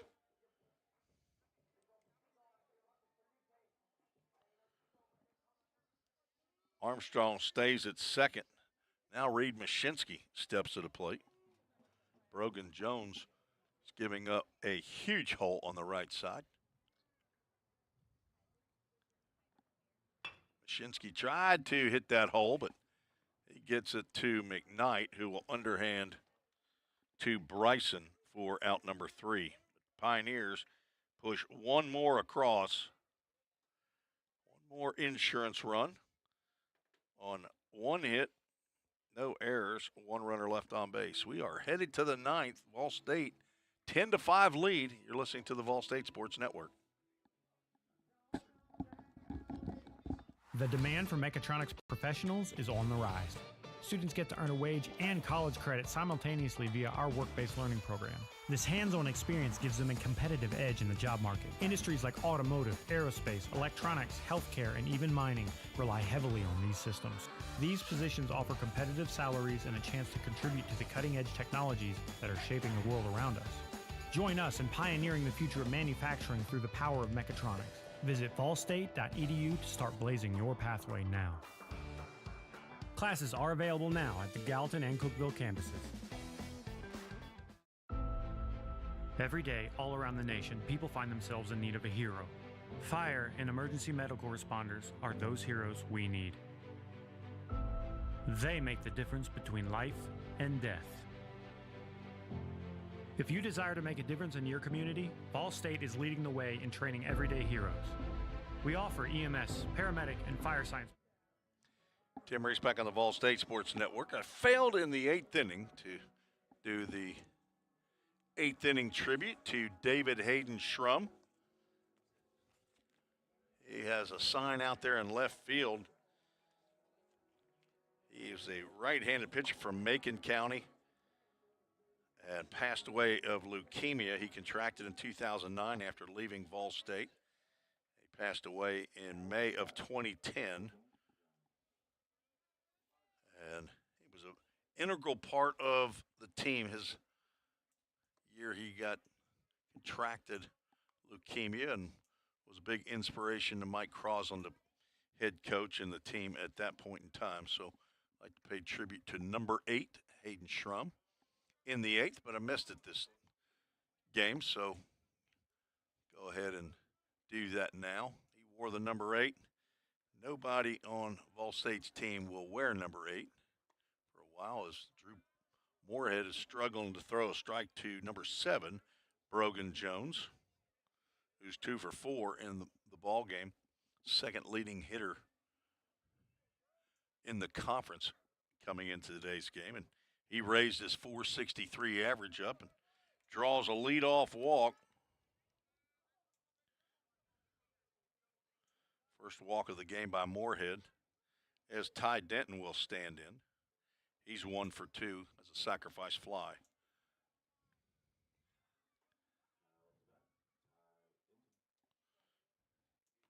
Denton came in hitting .323. Popped up to right field. Mashinsky, looked like he's going to have to take off. Then settles in underneath that high fly ball and makes the catch for out number 1. In other action in TCCAA baseball, Chattanooga State defeated Columbia State in their 9-inning contest, 12-3. In the final, Jackson State, I believe, got their first win of the year in conference over Dyersburg State. It's number 10 and 11 are facing each other this weekend in Jackson State. Nelson McKnight looks at a strike called on the outside corner that he does not believe is the right call. Tapper foul. McKnight is 1 for 3. Walter State is playing out of conference. They're taking on only Central College. One game 1, 11-9. And game 2, 14-1 in 5 innings. Looked similar to the first pitch. It was called a strike. This time a ball. Couple of series, Pellissippi State and Motlow State, no score there. And then Roan, I think, is, I think they're getting started tomorrow. As they are at Southwest. Fastball misses high and away. Full count Ministries, full count. Roan State and Southwest are playing a night doubleheader tomorrow, 5:30 and 8:30, and then coming right back on Sunday at 11 a.m. Not sure why that is. Full count pitch, breaking pitch, catches that outside corner, and Drew Moorhead gets a Chick-fil-A of Gallatin strikeout. Route number 2. Second time that McKnight's gone down looking. Second strikeout of the ball game.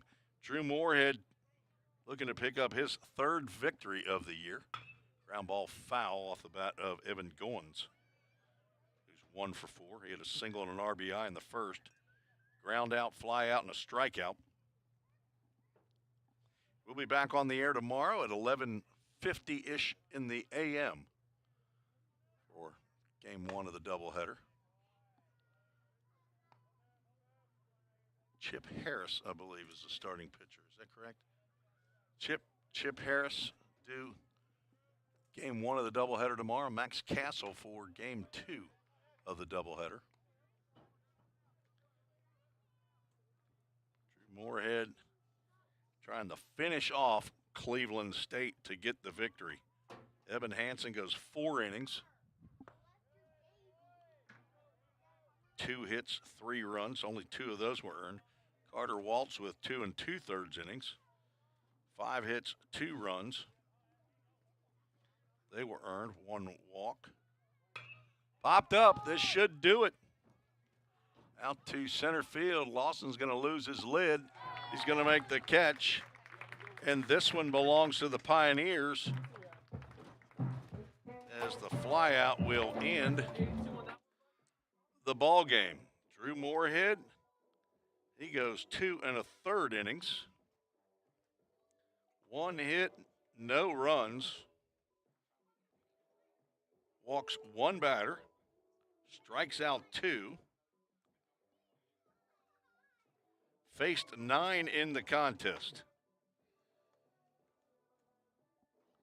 And he moves to 3-1 on the season. Losing pitcher is Tyler Pickens. Tyler Pickens moves to, let's see,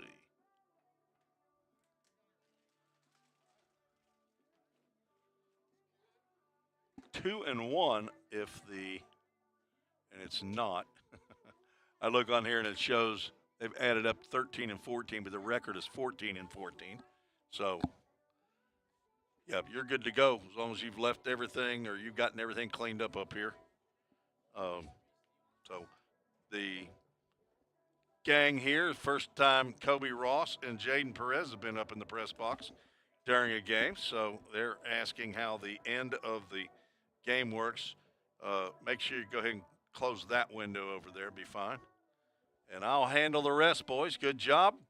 Good win for VolState as they move to 7-8 in conference play, despite standing says 6-7.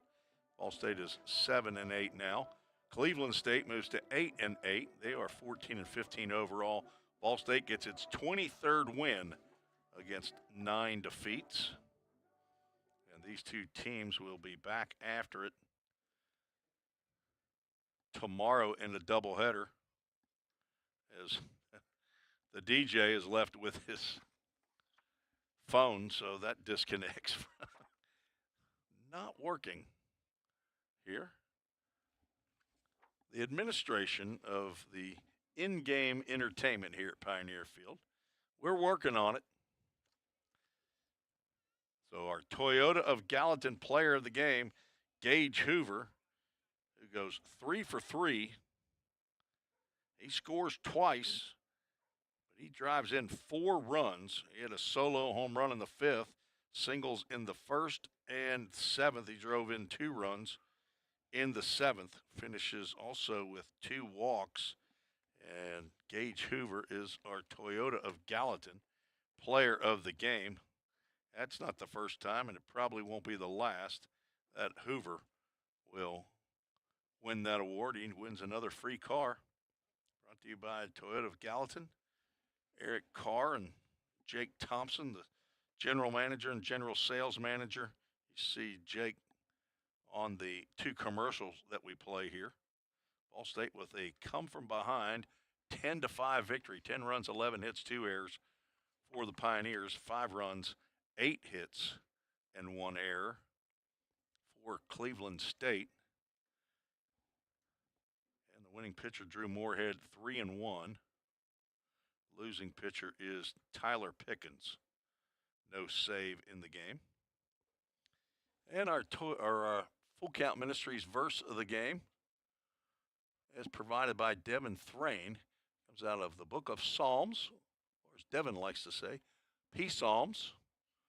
133 verse 1 says, "How good and pleasant it is when God's people live together in unity." I like that verse. Let's all let's just love each other, okay?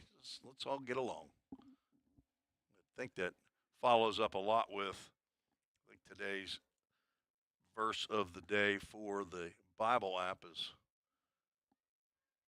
Proverbs 27:17, I believe it is. As iron sharpens iron, I pulled up the wrong one, so one man sharpens another. See if I can get to the home screen. There it is. As iron sharpens iron, so one person sharpens another. That's your Full Count Ministries verses of the game. Brought to you by Full Count Ministries. Well, that'll do it from Pioneer Field here in Game 1 of the 3-game series. VolState come from behind victory with 3 runs in the 6th inning to tie the score at 5-5, and then 5 unanswered, 4 in the 7th, and 1 in the 8th to take the 10-5 come from behind win. Now, 104 wins for Jim McGuire here at VolState in his 4th year against 77 losses. That is his 486th overall victory as a head coach since 1989, I believe that is, when he started at Rend Lake. So Rend Lake, MTSU, and VolState, the 3 places that he's been the head coach. For Jim McGuire and Dr. Wendy L. Tostenson, the president here at VolState, and athletic director Bobby Hudson, this is Tim Reese saying, God bless you so long. We'll talk to you tomorrow. Another exciting action, doubleheader between VolState and Cleveland State right here on the VolState Sports Network. Good night, everybody.